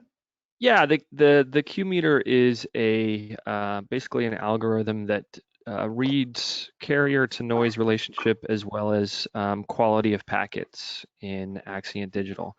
And so what you're seeing there is kind of a smart math equation that's determining what the quality of the link is and what the quality of the data stream that the receiver is getting from that transmitter. So whereas we as RF engineers were forever trained to stare at those RSSI orange twin towers in the case of Shure, really on a digital transmitter, you want to pay attention to that Q meter. You can be rolling with a neg 90, pair of single orange dots and still rocking a Q5. You're likely at the end of range there and close to possibly dropping, but all signs point to a Q5, meaning that you've got quality audio and link from a data standpoint. Anything to add there, Corey? No, that was spot on. Wicked. Can your database be updated for, let's say, Austria? Do you take public contributions? Depends on what you mean by public contributions, but no, typically we take those from regulatory authorities in those regions. If you are suspicious of whatever data might be there for Austria, again, please reach out to our system support, drop them an email, give them a phone call, and let them know. And we do have partners in each one of these regions to try and help us keep that information as up to date as possible. So we'll just do make sure that we circle around with them and get it up to date as soon as possible. Wicked. Do all US Axient digital units work in both G57 and G57 Plus? They can. So that is a function that is set on the receiver. So you would go to the device settings, into the radio menu, and then select your RF band. And if you wanted to use G57 Plus, which will get you a couple extra megahertz in, I believe, 614 through 616, that little 2 megahertz chunk, you could then sync your transmitter, and the transmitter will adopt the G57 Plus band. There it is. User groups can be used to affect all the devices globally without the need to explicitly assign them to a specific inclusion group. I'm sorry, could you repeat that? I had a little cutout. Yeah, user groups, I don't know if it's a question. User groups can be used to affect all the devices globally without the need to explicitly assign them to a specific inclusion group. That is correct. Yeah, Yes. okay. So if you're using the user groups here, for example, you don't need to set this for channels. This is setting it for the calculator in general. So you're basically saying, if I'm now going to calculate and I'm using France and I'm using the A user group, this is for everybody. Anytime I calculate, every frequency has to fit within this range. Versus inclusion list, this is far more customizable. This is saying, I want to create a specific area, which means you also have to specify which devices go into that area.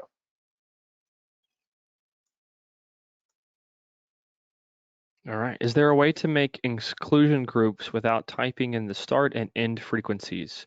For example, being able to click on TV stations to add just that, since you can't move the window when you're editing those inclusion groups.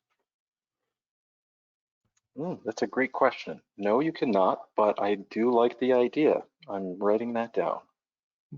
Bang, bang. Nice. There we go. All right. So a monitor group shows the properties of the devices put into that group over time. Correct? Question mark. Yeah, I think so. I mean, it depends on if you've got timeline open or the channel strip open. So the end of that question kind of puts it into a category. A monitor group will show properties of devices, yes. If you want it to be over time, you'd have to have the timeline portion open.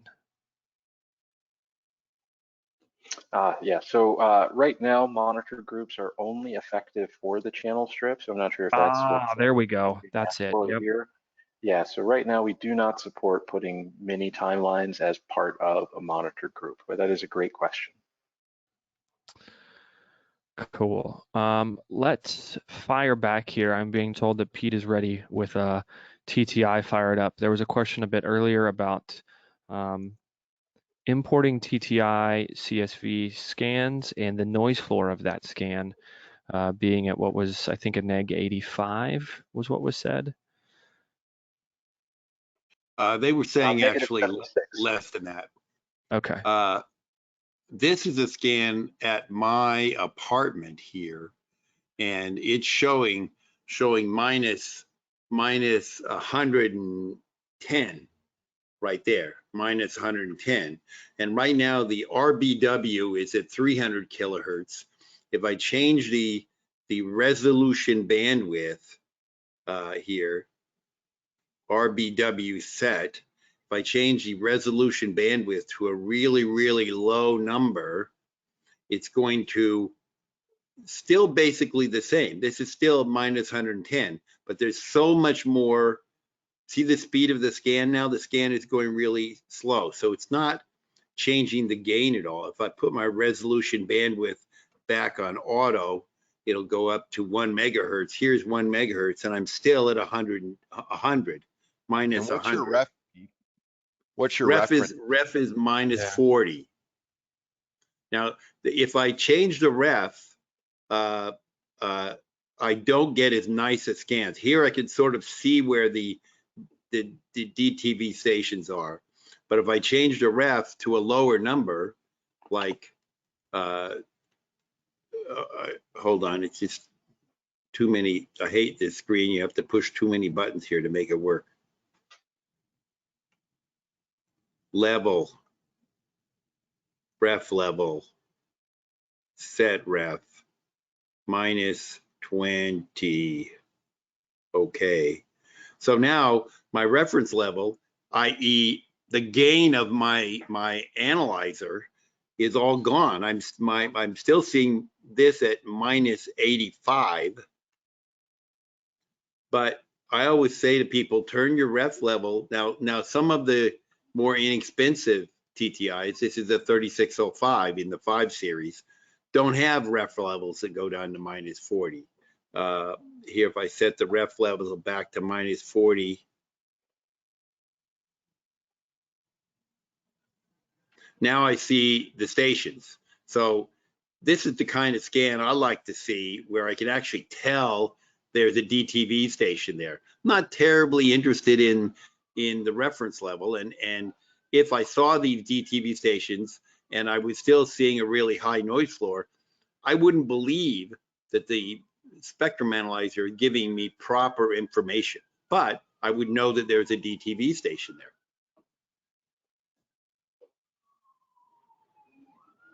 So I wrote back to the person who asked that question.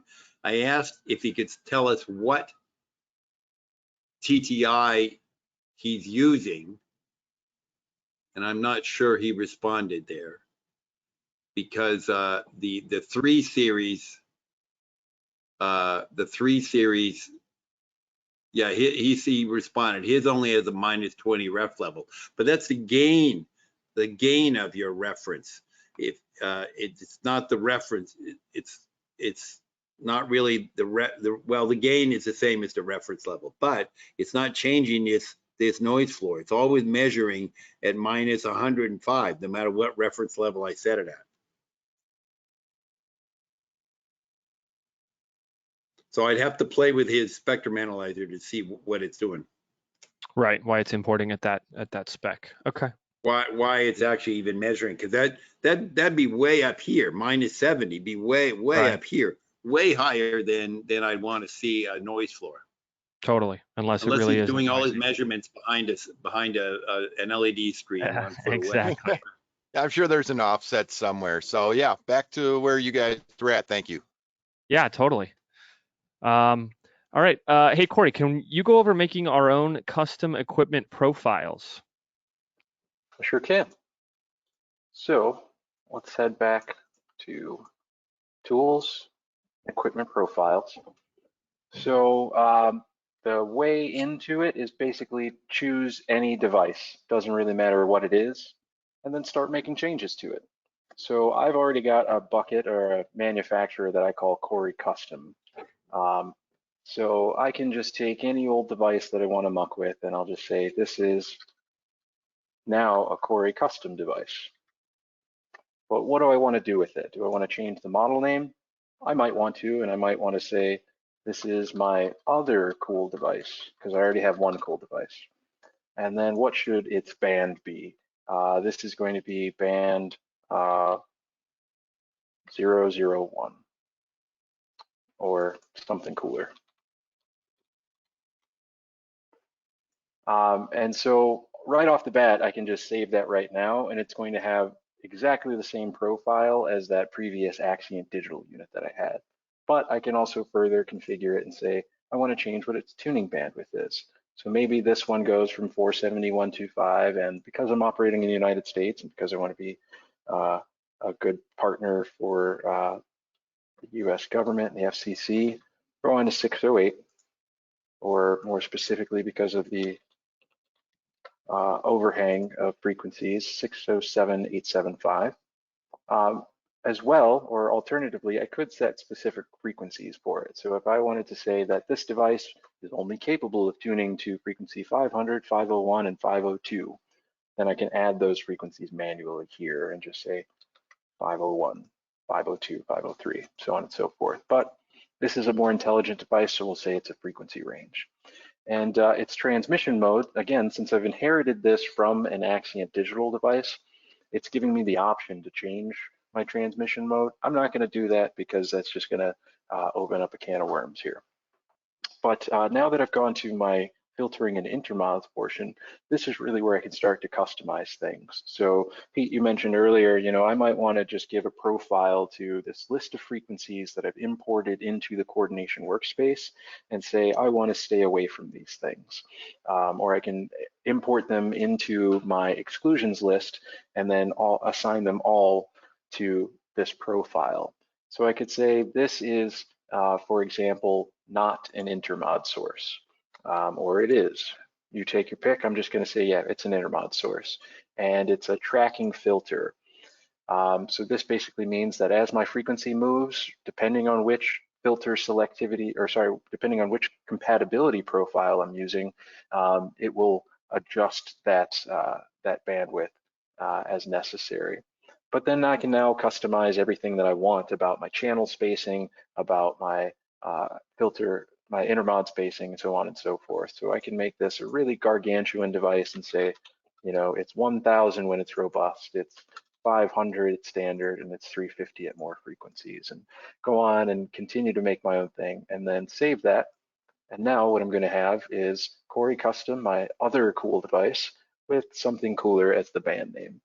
And now this is available. In the example I was speaking about, I went into Mohegan Sun, and they have a lot of shows that play there at the same time. And this is the same as you find when you go into some of the ones in Vegas, and you walk in and they hand you a list of frequencies, 600-700 frequencies, so you have to stay away from.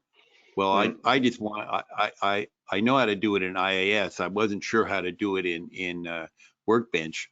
And I just wanted to get those in there. So when I did my coordination, non-intermod, I didn't care about intermodding with them, but Okay. my coordinate, I just wanted to make sure I wasn't stepping on them, or more importantly, they weren't stepping on me. Yeah, absolutely. And so this would be the front end to that workflow of how you might do it. There are a couple ways to do it. And so one of them was just import those frequencies through a CSV and put them in the coordination workspace, lock them down, and now you're just coordinating around those. But that would have to have a specific profile that you've loaded up. To your point, Pete, if you don't know what those profiles are, it's just a bunch of frequencies to stay away from, but you still want to give it a profile and not just treat it as a single frequency, then you could create some generic profile that you want to make of your own liking. And so that's what I've done here. I'm just going to go ahead and resave that. And so that's basically, I just want to answer this question first. That's basically how you create a custom equipment profile. To extend that a little bit further, I could now, for the inventory and making sure that it exists in Wireless Workbench, I can go find that in the Add New Devices dialog, choose my other cool device and something cooler, and now add it to my inventory. But we do treat this as an offline device. So we can't do anything with this in the sense of like changing its parameters real time or monitoring the device or anything like that. And as well, what you may have noticed is that I had an Axient Digital dual receiver unit. When you create a custom profile, because we can't determine exactly what hardware you're trying to make, it's something that you're making up. Even if you're basing it off of another device, we always treat this as a single channel device. So that's just something to be aware of, that it is being treated as a single channel. But yeah, now that's available, I can bring it into my coordination workspace and coordinate for it. I can assign and deploy and put that back in the inventory just as something that I'm maintaining and watching. But again, it is treated as an offline device. Did that profile have a frequencies, top and bottom frequency for that profile, or? Yeah, it did. Because So I just would probably just want to make it for the whole band. Oh, sure. So we can modify that. So I can go into this one and let's just say, yeah, I took up all of the UHF in the United States, so 470. Like an Axient Digital, right? Exactly, sure. Exactly, right. So now it's got that profile, and you can, you might want to say, all right, yeah, at standard, I wanted to stay 300 kilohertz away from that thing. Right. So that's what I'd leave it as. I'd save it, overwrite my changes. And then in the additional exclusions dialog, you can pull this up, and I don't have a frequency list generated right now, but you can find a file, and again, just choose, what is this? And so I can add from equipment profiles that this is Corey's other cool device in this band, and now all of those frequencies are going to adopt that same profile so that they end up looking something like this one here, where it's, I've detected a frequency. And where do you set whether you want the more robust or less robust selection out of that when you import those frequencies? So when you're bringing this in, we're treating it as a single frequency exclusion. And so by default, we're using the standard profile for that. Standard, okay. Yeah, so that's not, that's not changeable in any way. It's always going to come in as standard. Yeah, from here, if you're using a profile that you're bringing in, we're only using a standard profile to stay away from that one. Okay. Yeah, so if you had that list of 600 something frequencies, you give them all that standard profile of 300 kilohertz spacing from other channels. And then now when you calculate, it's just going to assume that these are excluded frequencies that you cannot tune to, and you need to stay a certain distance away from them. One thing coordinators should be aware of, if you walk into a venue and they hand you a printout of the frequencies, you can be sure somewhere it's in an Excel spreadsheet. So just ask them for the Excel spreadsheet and convert it to CSV, and then you can just import it in. You've got to go through their spreadsheet and make sure it only has one column with your frequencies in it. Mm-hmm. Yeah, it's a great point. Thank you for clarifying that, Pete. Yeah, there's a nice little segue here to another question. Can you go over making an offline profile, and then how do you push that into real world profiles of gear when you actually connect them? Sure. So I'm going to get rid of this just to clear up some space and make it just my online devices. But let's say I knew that I was going to have a show where I have an Axient digital quad. So this one device here, all 4 channels. I did see a question in there about why all of my Axients had the same IP address, because it's all the same device. Yeah, I've got an Axient digital quad. I've got a dual channel Axient analog and ULXD. I could just make all of those again by going in and choosing those devices and those particular bands. So I've got my Axient digital G57, and I have one of those. So that's 4 channels added. I've also got my Axient analog in the G1 band, so I'd add one of those. Got ULXD dual in the G50 band, and I've got a PSM 1000 in the G10 band. So as I add that, you'll see all of these are now added as offline devices, as denoted by the gray bar in their status section. You can resort this a little bit just to make sure that my Axients are next to my Axients and ULXDs next to ULXDs and so on and so forth. But yeah, basically I can make whatever changes I want to these devices. So let's just focus on the Axient analogs at the top here for a second. If I wanted to say, like I've done my calculation, let's assume I've pushed these already, and my offline devices got frequency 500 and a 507.675, for example. I'll keep it simple and just say, like, I've made all the changes that I want to this offline device. I can just take a given channel and drag it on the channel that I want. Oops, sorry, let go at the wrong time. So you'll see that sort of yellow outline go around something that lets you know that you're on top of it. And what you get is this settings conflict dialog. And it's basically saying, I found something that's different. You have an offline device and an online device. Which one do you want to take? So the settings from the online device, I can also choose whether it's the frequency settings or the device settings that I take. And so if you look in the help guide, you'll see exactly which parameters are grouped into each one of these sections. But let's just say, like, I had everything in Workbench that I wanted, so I'm going to take what I have from Workbench. Then I can apply that to all, and now it overwrites that Axient. So I've lost my virtual device and I've taken both of those new ones. The same thing is true for the rest of these devices, but I've just demonstrated it for the Axient analog. So that's basically how you do it. You can configure your system offline using virtual devices, meaning you added it from the Add New Devices dialog. But just as well, if you find yourself on the go, but you're connected to your rack right now, say you're working in the shop, but your gear has to be shipped out in order to be at its destination on time.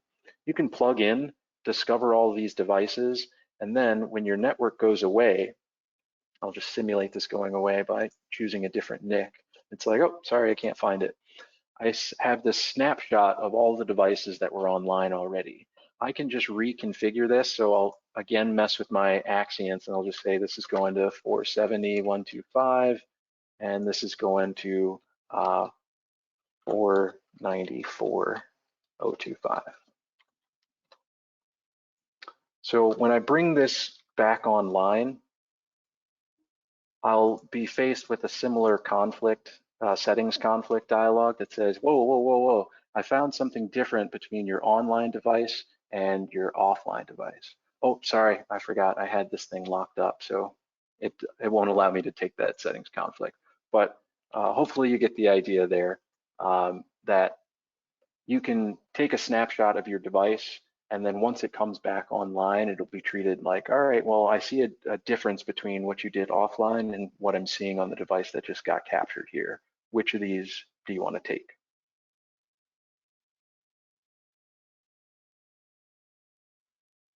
Fantastic. All right. Boy, there are a ton of questions in here. Okay. Let's see where I was at. If I edit a profile for a Shure device and save it as a user profile, can I still monitor the device in the inventory and monitor tabs? So if you overwrite the Shure profile with a custom profile, can you still monitor it? Gotcha. So this is a limitation right now. You cannot deploy a custom profile to online hardware, to a real piece of gear.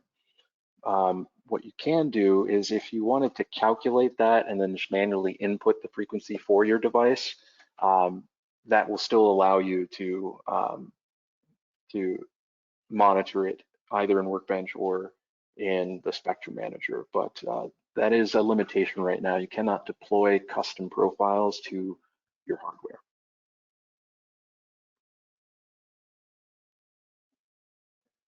All right. Let's see.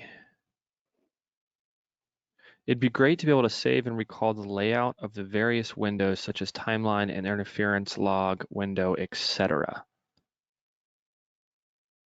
So I totally think, agree with you. all right, there's a I will feature take that as request. a note. Can I update device profiles database without reinstalling software to newest version? I'm sorry, which database? The device profiles database. At this point, no, you cannot. But there's so much good stuff in new versions. I mean, why not just update? Absolutely. What does 2T30, 2T50, 2T70 stand for? 2 transmitters, and that would be Third the order. third order, fifth order, seventh order harmonics. It's basically saying for 2 transmitters, or in the case of 3T, when these are interacting or you have that number of transmitters, what order of harmonic is it that it's creating? Can you talk a little bit about the show link plot?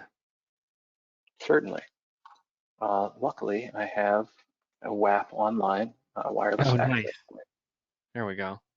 So in the same way that you might choose a scanner for the UHF or VHF spectrum, you can also choose an Axient or Axient digital wireless access point to take a scan of your 2.4 spectrum.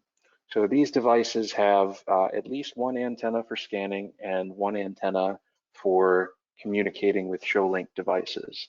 The AD610, the one that I'm using, has 2 antennas for communicating with devices. So it's just a newer model. But the ShowLink plot operates very much like the frequency plot or the spectrum plot that you would find in the frequency coordination tab, where you select the device, start scanning with it. And so what you're getting is a heat map and then both a real-time, an average, and a peak hold overlay here as well for the scans that you're seeing. So a lot of this data is sort of mirrored in one another. This is also showing you the current channel inside the 2.4 spectrum where your devices are tuned. So it's currently using channel 15, not TV channel 15, but channel 15 in the Wi-Fi spectrum, where it's parked, so that for any online transmitter that I have, like my ADX1M here, this is the channel on which they're communicating. So this is a really helpful plot if you find that, like, oh yeah, I had this huge peak on this channel. Maybe I don't necessarily want to be there. Maybe I want to move to some place that's had a little less noise. I could then go into the properties panel of my access point and say, no longer do I want to automatically choose the channel. I want to use a manual channel, and I'm going to put it at, I don't know, what's a good space here? I'll do 16 instead, right? So it just moves where that access point goes. But that's the basic nature of this show link plot, pretty straightforward. Hopefully that helps answer your question. Totally. Can you export scan data as a CSV file for use in other softwares like Excel or Pete's fantastic website of scan data?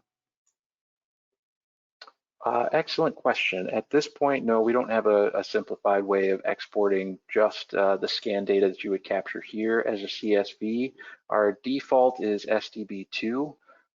That's a scan file we've been using since version 6.9, so for some years here. There are probably some tricks that you could do to pop that open in a text editor and sort of run a script to pull that out here, but natively using Wireless Workbench, no, it's just an SDB2 file. There is a way to take an Excel macro, which I think is on my website, and put it on an SDB2 file, and you come out with a plain CSV file. Excellent. Wow, nice.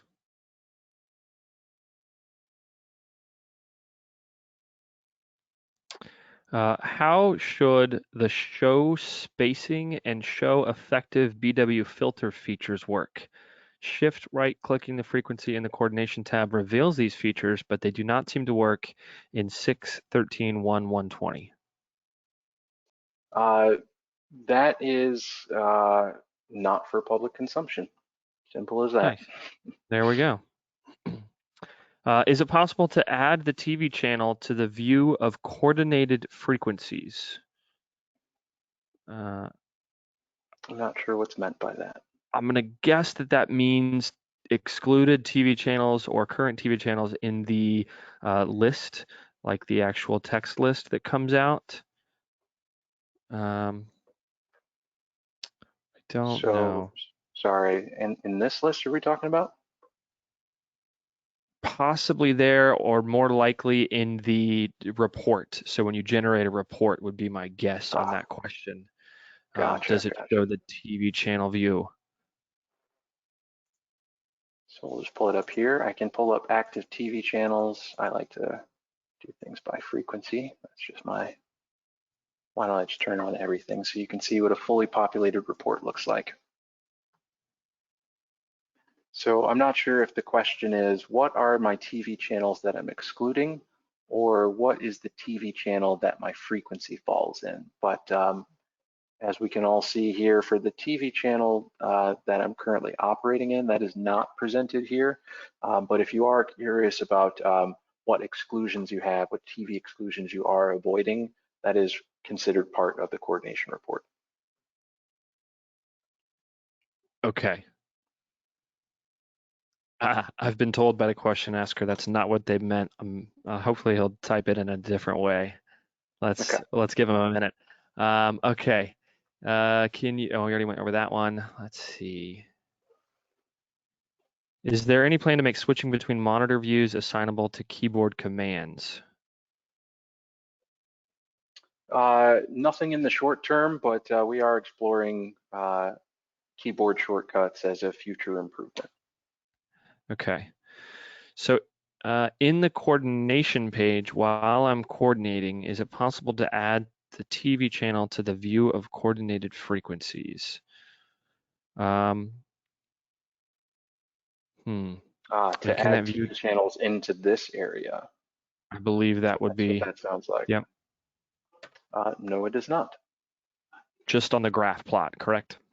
Yep, just on the graph plot, and then as well in the TV channels exclusion dialog, you'll have a full table here of those TV channels that have been detected for your given location, or if you've manually excluded them, you could see the difference between what was detected and what was a user input.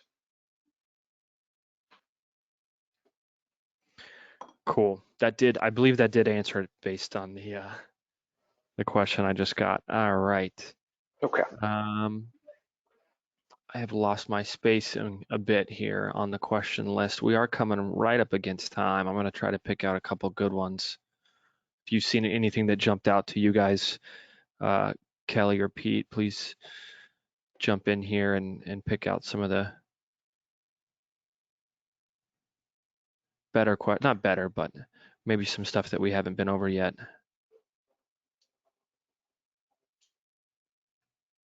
Can you export your frequency list to a text or spreadsheet in Handout to breakout room text? So I think he kind of just showed that as a report, that you can break it out as a report, similar to what we see in IAS. If you did have stuff activated in zones, that would also show up by generating a report. This next question by Rudd seems like a really good one for the fly date tour going on in rented gear.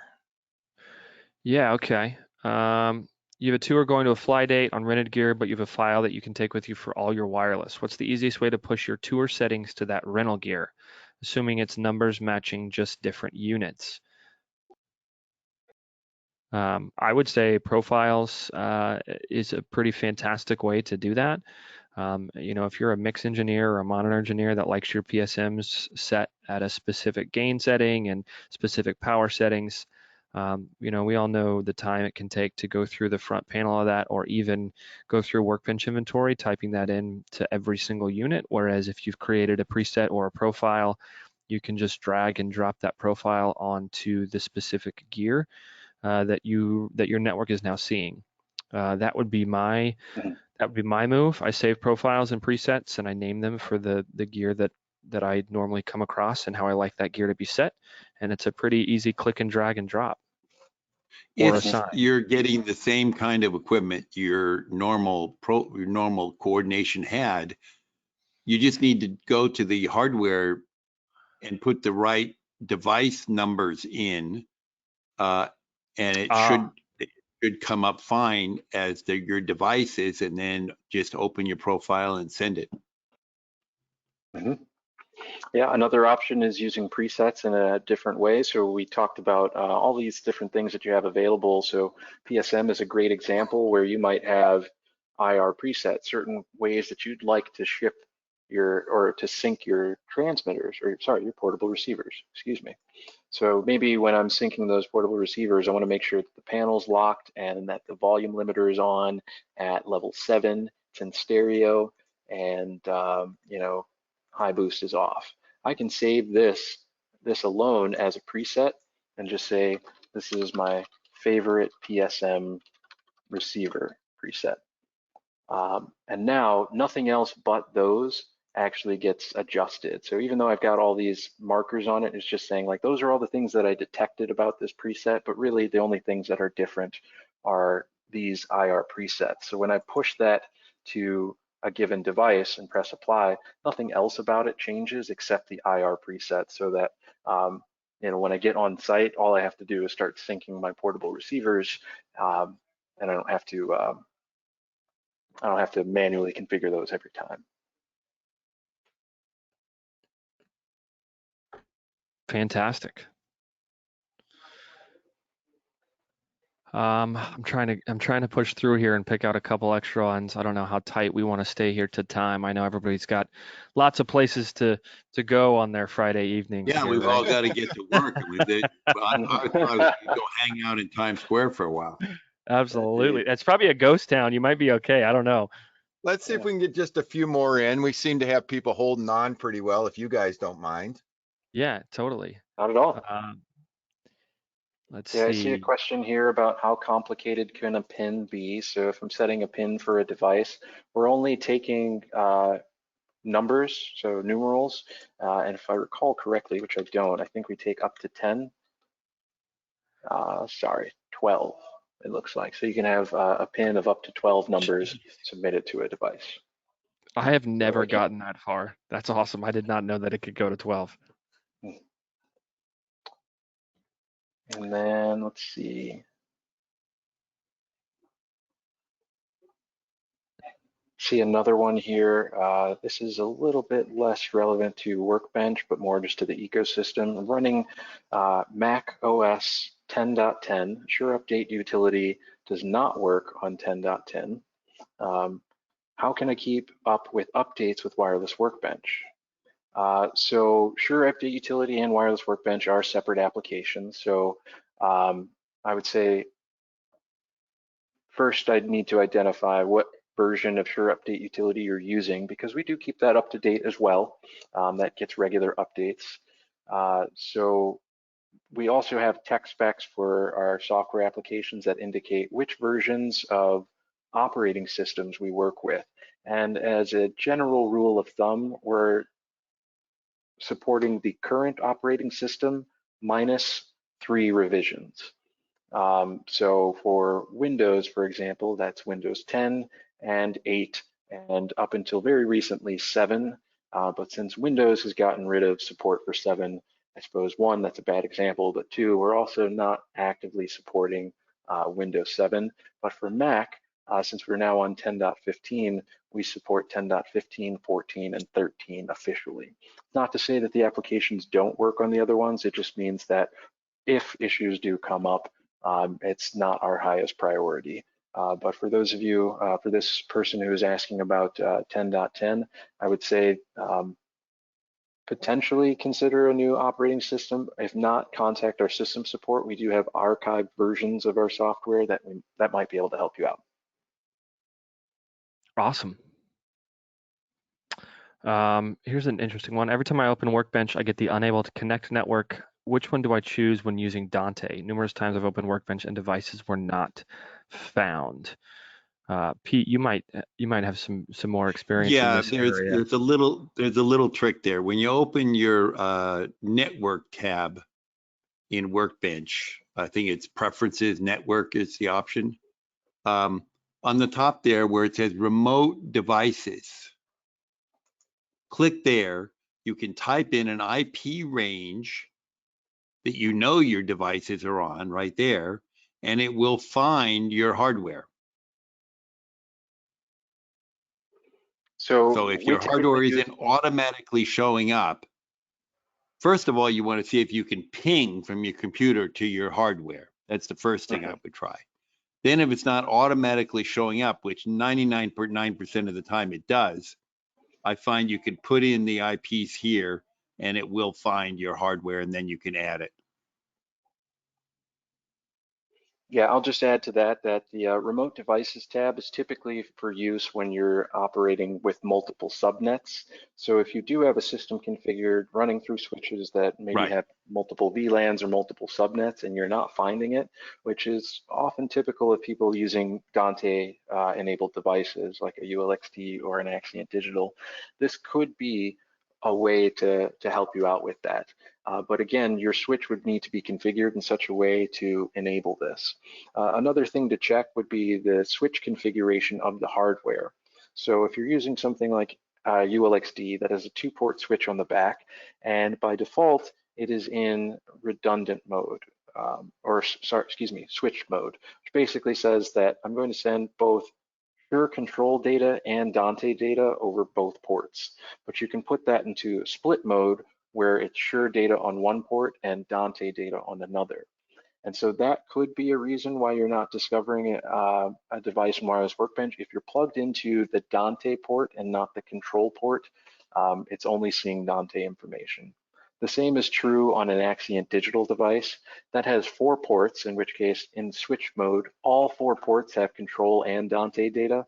But then in what we call split redundant mode, the left half of the switch, the left upper and left lower ports are for control, and on the right side, that's used for Dante. And that could put you into a similar situation where if you're just plugged into a Dante side while your device is configured to be split on the switch, it won't be discovered there.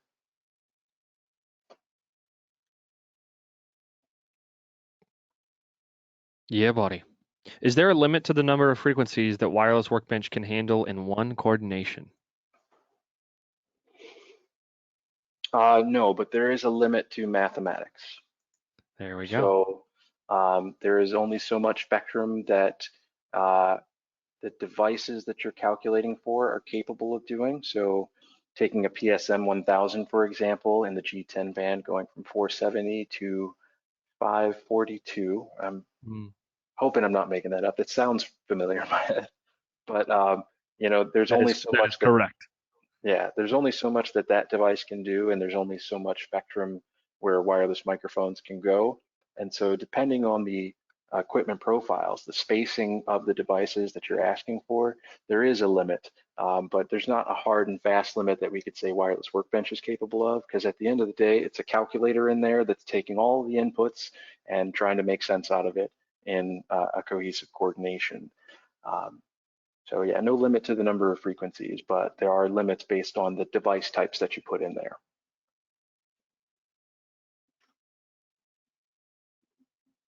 All right.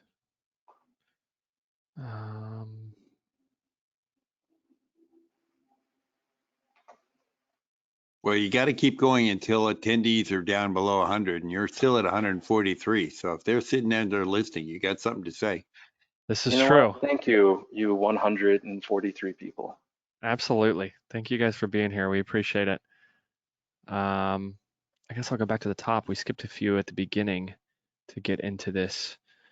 We answered some of those actually already. Nice. Can any transmitter do a full spectrum scan? No transmitter that I'm aware of, but the Axient 600 Spectrum Manager can do a pretty full spectrum scan depending on what you define as full spectrum. Maybe he means receiver. Yeah, yeah. And Gotcha. that will Yeah, only so, work in the span of what that receiver normally receives. Correct. indeed. So we've opened up my scan settings dialog here. So I've got a spectrum manager, an Axient 400, Axient Digital, and a ULXD. I'll just choose one of each. What you'll see is that they can only do its own coverage range. So you'll see they all start a little bit differently. The one in green here is our Axient 600. I'll change some colors here so we can just distinguish between them. So they're all capable of scanning their own entire bandwidth, but not necessarily the entire UHF bandwidth. Here's a question, and it's something I don't think we've touched on much, is can you move your coordination order in groups of mics to basically account for, like, say, 6 money mics? There's a couple ways to do this. The one area I don't think we touched on was when we hit assign and deploy, and kind of what the star ratings are and how you can select inventory from there and assign frequencies from that tab. Do you want to go through that portion, Corey?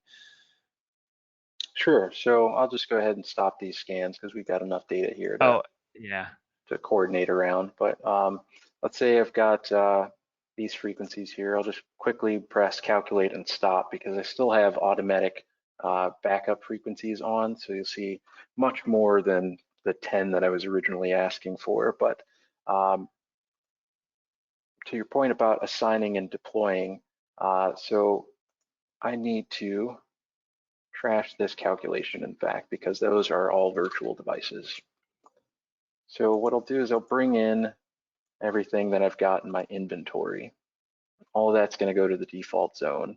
In fact, you know what? I'll turn off backups, automatic backups, and I'll just add those manually. So I'm going to go ahead and ask for a couple backups there, a couple backups there, and that's a shortcut, by the way. You can right-click on the header that includes the device type and then choose to add incremental primary or backup frequencies.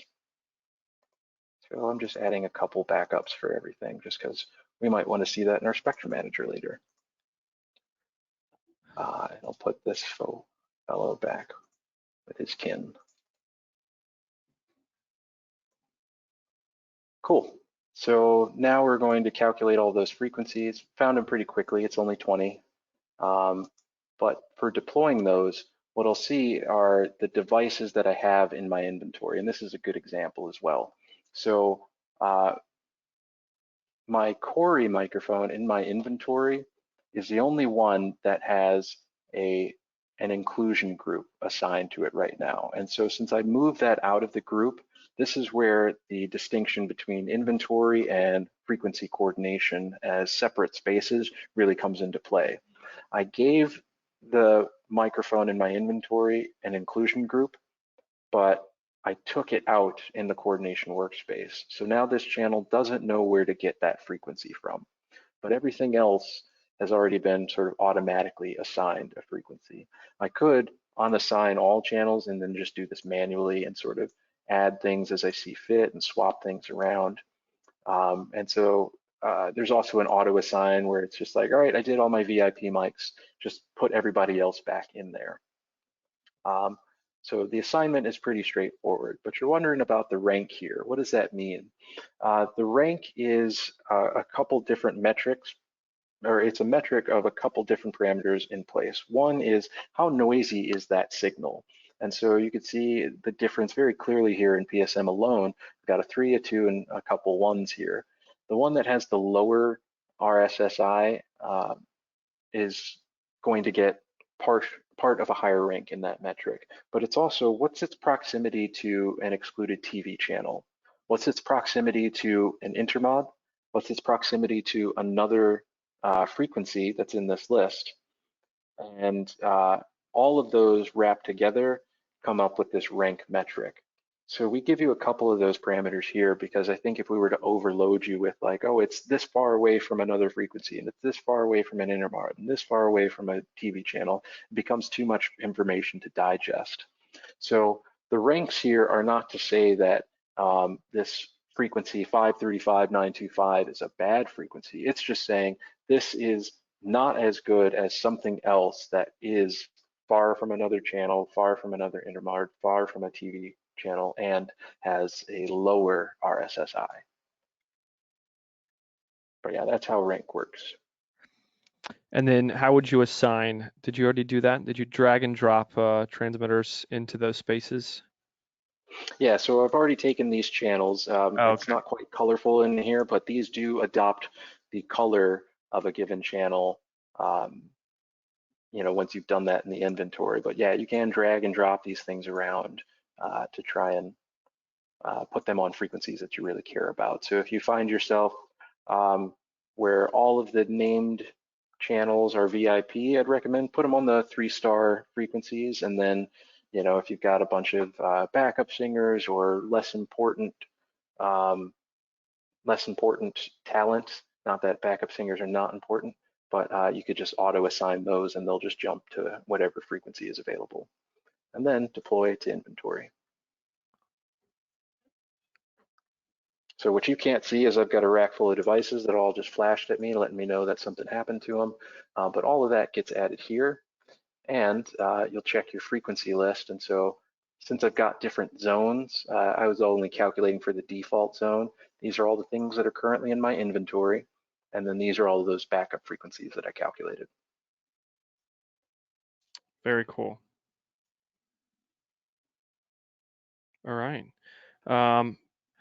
Can you mix RF microphones that are in HD and regular mode?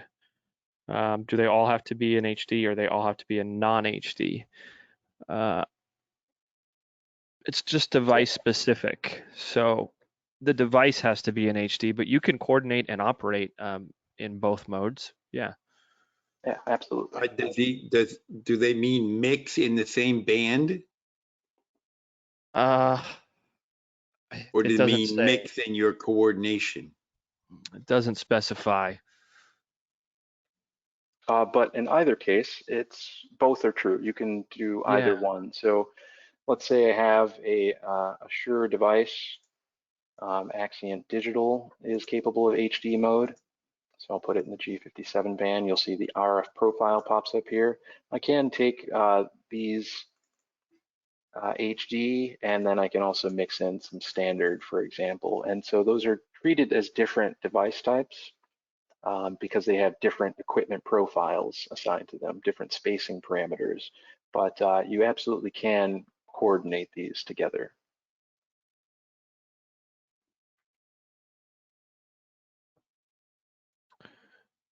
Is there a maximum of online devices and online channels Workbench can handle? You know, I think a lot of that is also dependent on your switch configuration, the capabilities of your computer and processing power and that sort of thing. Some of the upper limits that I have seen with success are in the like 500 to 700 devices range. But again, a lot of that is going to depend on your own computer's processing power. So if you read the technical specifications on the product page for Wireless Workbench, you will see our recommendations for storage and for memory. to optimize your system. And again, just the more resources you have on your computer, the easier it will be to handle large configurations. I did a coordination with over 600 wireless in it. They weren't all in the same RF space, but they were all in the same building.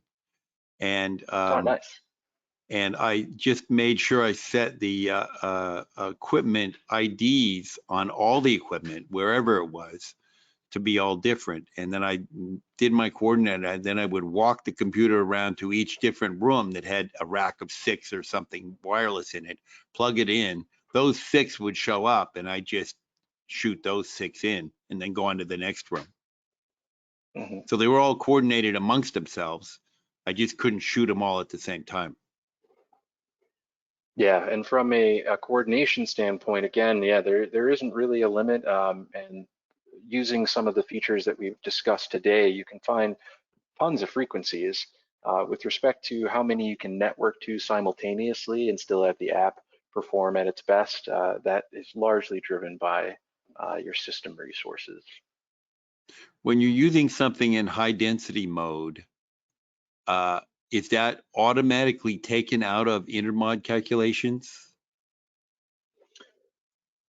So for the high density mode products, yeah, when we look at an equipment profile here, for example, when I set this to HD mode, what we're doing is we uncheck this intermod source, and it's a great observation because what you'll notice is that in HD mode, all of our Everything's spacing 125, right? too. Yeah.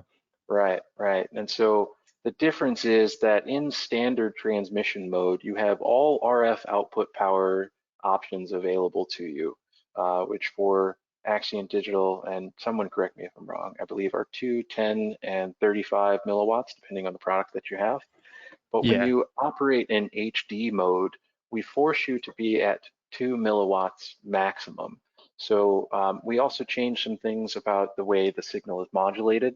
And so that allows us to reduce the channel spacing and intermod spacing to a point where we are very confident that this is not producing intermods between itself. And so there are great videos online that you can check out too. If you Google like Shure high density mode demo of us putting, I think 96 or something like that transmitters all spaced about 2 feet away from one another in our headquarters, and all of them firing up simultaneously and working perfectly. This is not exactly on subject, but I'm going to ask it anyway. When switching between high density and regular density, I have found that basically you have to reboot the computer into the other mode, or rather the receiver. And when it reboots into the other mode, the output gain is plus 12 as opposed to 0. Have you seen that? Yes, yes, I have. And so if you're speaking about Axient Digital, which I believe you Right, are, our default gain is at 12 plus 12. So whether you're in standard or high density mode, that is the standard gain for it. And maybe Jason could speak a little bit more as to why that was the default, or I'm sure that's I in an think that FAQ where it bit somewhere. us, we had set all of our receivers to be 0 rather than plus 12. We changed them, and all of a sudden we were in feedback. Gotcha. Yeah, I can understand how that would happen. So for certain operations that you perform on a device, such as changing its transmission mode or changing quadversity mode on the Axient Digital Quad unit, we do require the device to reboot because it has to itself believe that it has a new identity so that it can be treated differently. I feel the same way often too, personally. Yeah, right. I wake up every day as someone different. Need to be rebooted with a new personality. Quarantine's been a bit of a reset. Oh my goodness, exactly. So, Kelly, do you just want to continue? We're not down below 100 yet. I would say let's take just a few more, and then I know Jason's got a couple things to share, and I want to make sure that they get time to copy down the website, because there's tons of videos that, you know, we jumped in, we didn't cover all the basics, and it wasn't meant to be. So just want to leave time for that. Yeah, Corey, where are you sitting at? You want to bang through a couple more of these, or we want to wrap this up and call it a day? I'll This let has you been drive, awesome. man. Okay. Let's see. Boy, there are so many questions. You guys are awesome. I'm trying to find some that are specific to Workbench just to kind of stay on topic. Oh boy. Great feature, but have separate scan file. Most of these are feature requests. Why don't let's close this bad boy out. I feel like we've covered a ton of these, and I can drop some of these slides up here. Let me throw this over to you. Stand by. Yeah, there we go. Yeah, just a moment, and we're going to make you a presenter, and then you should be able to share your desktop or slides. All right. So you guys should see some resources there that we talked about. The top one on the right is our Shure Audio Institute, and that's the link to that. Obviously, it's not going to work via PowerPoint to you right now, but that is the web address. You can also just Google Shure Audio Institute. That is going to have a plethora of pre-recorded webinars and training videos that may cover they cover a ton in there. Really, you could spend most of your quarantine in our Shure Audio Institute, I think, depending on how long it lasts. But if you have additional questions there, below that is myself and my email. If you've got some top tier questions, I'm pro market development support through the Midwest, but can cover nationwide as well. And then Corey mentioned earlier, if you've got some profile requests that you want to get put into Workbench, systems support at shure.com is a great place you can send those, as well as a great place to just kind of submit some general questions that maybe we didn't get to that you're really looking for an answer to. Kelly, also, I don't know how much metrics you have from the attendees and you know, who asked the questions and if you have their contact information, but I'd be happy to try to bang out some answers over the next week to some of these questions that we didn't get an answer to, and at least get you something in writing. So I'll work with you on that, Kelly, to kind of follow up on some of the stuff that we didn't touch base on. No problem, no problem. And we'll get this slide from you and put that with our info when we post this stuff. So yeah. I guess there's just one other thing. If we're doing some housekeeping, you know, obviously everybody and their mother are putting together some webinar series. So Shure is no different. We're trying not to compete, but on Tuesdays through April at noon, we've got a Pro Tech Talk. We're kind of doing the same thing, Q&A. We've got some scheduled discussions, but if you're looking for explicitly more Shure content, not to say that we won't be back on this platform, assuming Kelly invites us. But we're doing that on Tuesdays. Yeah. And that's great because this will be, you know, some really great insight, and we'd encourage everybody to go there, take that in anytime that you can. We're strong proponents of all these manufacturers communicating with you folks. So this is an important, take that opportunity, because they're putting it out there. They're making the investment of the time to share this information with us. Let's pull it in and let's make the best of these hours and days we have. So absolutely. Awesome. So, yeah, just want to thank everybody again for attending, and stay tuned for an update to Wireless Workbench this month. Yeah, this is great news, man, and thank you guys. I mean, everybody, we were talking earlier, everybody's on a webinar every moment. Everybody. Yeah. And to me, this is awesome though. This is the community stepping up and recognizing that we're listening. Let's talk, let's share information, let's get stuff back into the field and really make the best of it. Pete, Mac, do you guys have any closing thoughts?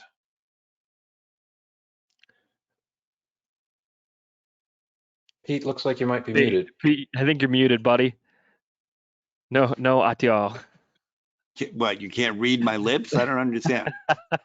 Your I'm audio, practicing. I don't know. I got the whole thing. There we go.